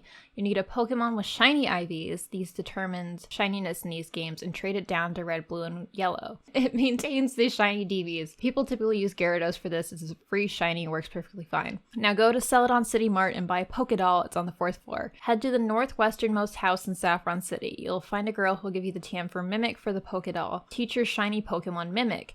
Now find a Ditto. Its locations are at Route 13, 14, 15, 23, and Cerulean Cave. Make sure your Pokemon is faster than the Ditto. First use Mimic with your shiny Pokemon and Mimic Transform. Let Ditto transform into you. You mimicked Transform, so wait for it to use Transform again. Now it has your shiny stats. Capture it, and if it uses Transform again, that's fine, it'll still be shiny. Now trade the Ditto into GSC. You have yourself a blue Ditto. It's a glitch. It's not supposed to happen. But anyway, that's the way to get a guaranteed shiny Ditto. It is a glitch, so this would not count for a glitchless run. But this is one way to get a shiny Ditto to breed genderless shiny Pokemon to get a shiny Ditto for this specific Porygon. We've got the Pokecup team. And we already know that this Primeape is shiny because they're going to breed it for Little Cup. And so will the Tyranitar. I think we want Kingdra to be shiny to match the purple. I don't think Raichu can be shiny. Oh, but shiny would look good. Oh my god. This could be such a project though. I would have to shiny hunt a Pikachu in Gen 1 somehow. I don't even know if that's possible because Pikachu might not be among the Pokemon that you can shiny hunt for. Generation 1 shiny hunting, let's check. I can. I would have to start my yellow save file and try and get a shiny Pikachu in yellow version as my starter. But I could do it. And then I could have a shiny surfing Pikachu. That would be really fun. Shiny hunt yellow starter Pikachu in Gen 1 and teach it surf. Okay, that's insane, but we're doing it. What is the color of shiny Skarmory? Oh, it's green. Well, I kind of like that it matches Tyranitar as a non-shiny. Our Jinx is not because it's on our main team. So that answers that solves that whole thing. These are the teams. Heracross. Yeah, Heracross is gonna be shiny. Yep. And Charizard's gonna be shiny. So this is the team. Everyone is shiny, not Jinx. Raikou is not going to be shiny. Thank God I don't want a shiny hunter roamer. So not a lot of shinies on my main team, but almost all of my stadium Pokemon will be shiny. All right, now today we're going to choose nicknames for them and pick their hues for Pokemon Stadium. The thing about shiny Pokemon is their hues will not shift, so they will always appear the same in Stadium no matter what their nickname is. So a shiny Abra will always look like this no matter what its nickname is. I may change my mind based on what some of the hues can be for some of these Pokemon. Because yesterday I picked whether I wanted them to be shiny or not based on their sprites in-game, but for the Pokemon that we're using in Stadium, I might actually prefer them to hue shift over being shiny. Chinchou, shiny, which means it's going to look like this shiny comparison image. So Houndour shiny is less exciting in Stadium. It's just kind of like a muted version of it, whereas in the in-game version of it, shiny is more blue. And there's an interesting explanation as to why they're different. So it says, shiny Pokemon, aside from a few exceptions where special textures were used instead of HSL sliding, have their colors defined by shifting the Pokemon's colors and potentially all three HSL values, which is hue, saturation, and lightness. Though saturation and lightness are not always used. This explains why so many Stadium 2 shinies look strange in comparison to their sprite counterparts. A simple color change is being applied to the default model instead of a full texture swap. The range of possible saturation and lightness changes in the Stadium games is pretty wide, though it is separated into a numerical range from 0 to 17, causing large jumps in appearance when incremented. Even when nicknamed, shiny Pokemon do not further slide hue, and as such, all shinies of the same species will look identical to each other. Unfortunately, it doesn't look like Houndour's hue shifts are better than its shiny. There's just no real good look for Houndour. Next is Porygon. Shiny Porygon looks super cool. I can't decide what I like better. This is a really cool color for Porygon versus its shiny. I kind of like this better. So I think we're going to actually try and aim for a nickname that results in that rather than it being shiny, which would remove the necessity for us needing to do the Ditto trick that I explained yesterday. This means that we actually need to find a nickname for Porygon to make it look the way I want it to look. So let me put my trainer ID in. 0 immediately got it to where I wanted it to go. So this is going to be a non-shiny Porygon named 0, just like that. Mankey shiny is like an extremely saturated green. We could do a less intense, more yellow colored Mankey than this very, very green color. So let's just play around with some nicknames for Mankey. Rage makes it pretty yellow. Buzz the Mankey gets me the most extreme color. So I think maybe we want to do that. A non-shiny Mankey named Buzz. Next is Doduo. Doduo can be very yellow, so that's what we'll aim for. Oh, Doduo's shiny is the most yellow actually. In the game, it doesn't look yellow at all. It's shiny, but I think we actually want it to be shiny because in Stadium, it's so supremely yellow. Okay, now Larvitar. So kind of hilariously, it looks kind of bad as a shiny, but I think we're going to keep it as a shiny because it's technically the most blue of all of them. The Pokecup team. So the Raichu actually needs to be on my yellow version's OT, but it doesn't matter because it's going to be shiny. Next is Jinx. Now Jinx needs to be on a lot of my teams, so I need to come up with a really good name for it. I think we definitely want it more in this extreme where it's sort of more deep red. Marge. She was no good. Blondie. Blondie the Jinx. It's exactly where I want it.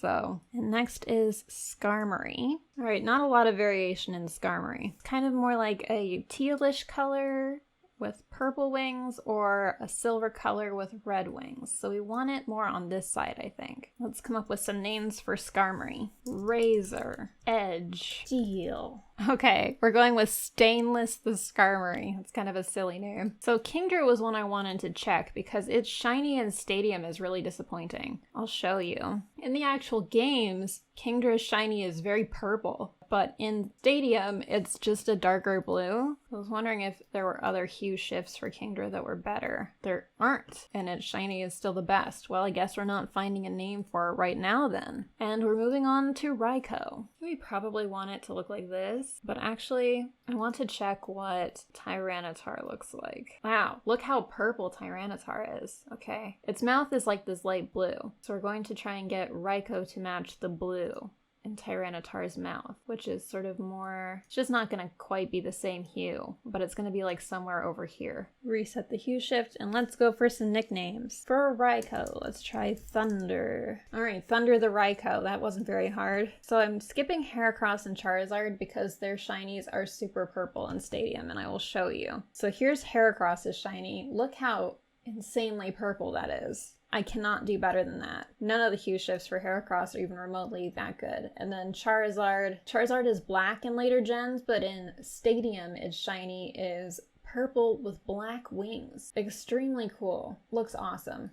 Okay, so moving on. We're doing Blastoise. We're going more this side of the spectrum so that we can get this cool purple color. So let's figure out some Blastoise names. Let's try Blasty the Blastoise to match Green's Blastoise. Ooh, Blasty's pretty good, but we can make it more purple. How about Blaster? No, wrong direction. No. I feel like Gemini is a cute name for a Blastoise because it has the two cannons. But unfortunately, that's not any better for a shift. So let's come up with something else. Ooh, Snap is good, like a snapping turtle. Makes it very purple. Guns is even better. Guns the Blastoise. I don't think we're gonna do much better than Guns. That's pretty far over. It's not necessarily as cute a name for a Blastoise, but Guns. Next is Gramble. It doesn't really matter that much because there's not that much variation for Gramble. Chomper. Chomper the Gramble. Next, let's go for Sunflora. There's really not that much variation. I guess we'll try and make it match like the blonde color of Jinx. So we're gonna try and aim for this very extreme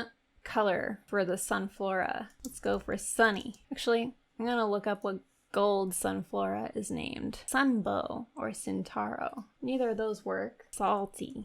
Ray-Ban. Let's try for Copper. Sunbeam. Well, that actually works. Sunbeam. It's kind of a weird name. And our Typhlosion will be shiny, so I'll show you what that looks like in Stadium. Yeah, it's this image down here. So that's shiny Typhlosion. And then Nidoqueen is our last Pokemon that we need to find a name for. Already. We didn't have to find that many. Ooh, we can make it pretty extreme. I definitely kind of want it more on the purple side. So maybe we want to aim for like right here so that it's sort of tinted purple, but it's not all the way purple, so that it matches our Blastoise. Majesty. Thin Mint. Ooh, Thin Mint is like almost exactly where I want it, but I think I want it just slightly more this way. Yeah, I do. Darn. Too far over. Mint E. Too far the other way.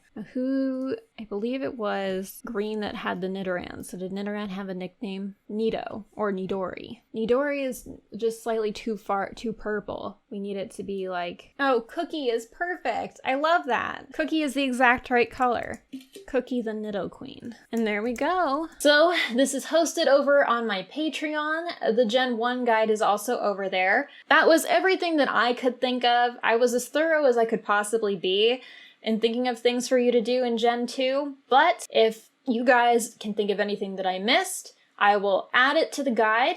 And I've already had to make changes to the Gen 1 guide because it turns out the Japanese version of Stadium 1, so not Stadium 0, but this equivalent to Stadium 1, which is their Stadium 2. So theirs has like a 2 on the cover. Anyway, that game actually has extra cups in the Japanese version that are not in our English version, and they would require substantially more planning in order to play through, because in the cup from 1999, which is on there, any Pokemon that won a past tournament was banned for that one. So specifically, you had to raise new Pokemon to take part in it. So I added that to the Japanese leg of the Gen 1 100% completionist playthrough guide, as well as some resources to plan teams for it. My channel turned 18 on October 8th this year, so that's very exciting. So I guess my show and tell items, while I thank you all for watching and ask you to subscribe and hit that bell icon for notifications, is my complete in-box collection of the Gen 2 games on the Game Boy, the North American ones. And then also I have a complete in-box puzzle challenge. Actually, I think this is just a box. I don't think that the manual and stuff is in here, but I do have the manuals for these. And unfortunately, they're not in amazing condition, but I collected the boxes for these back when it was cheap to get empty boxes. And now even empty boxes in various condition are not cheap. I was just at Portland Retro, and I saw some of the prices for some empty boxes of Pokemon games, and it broke my brain.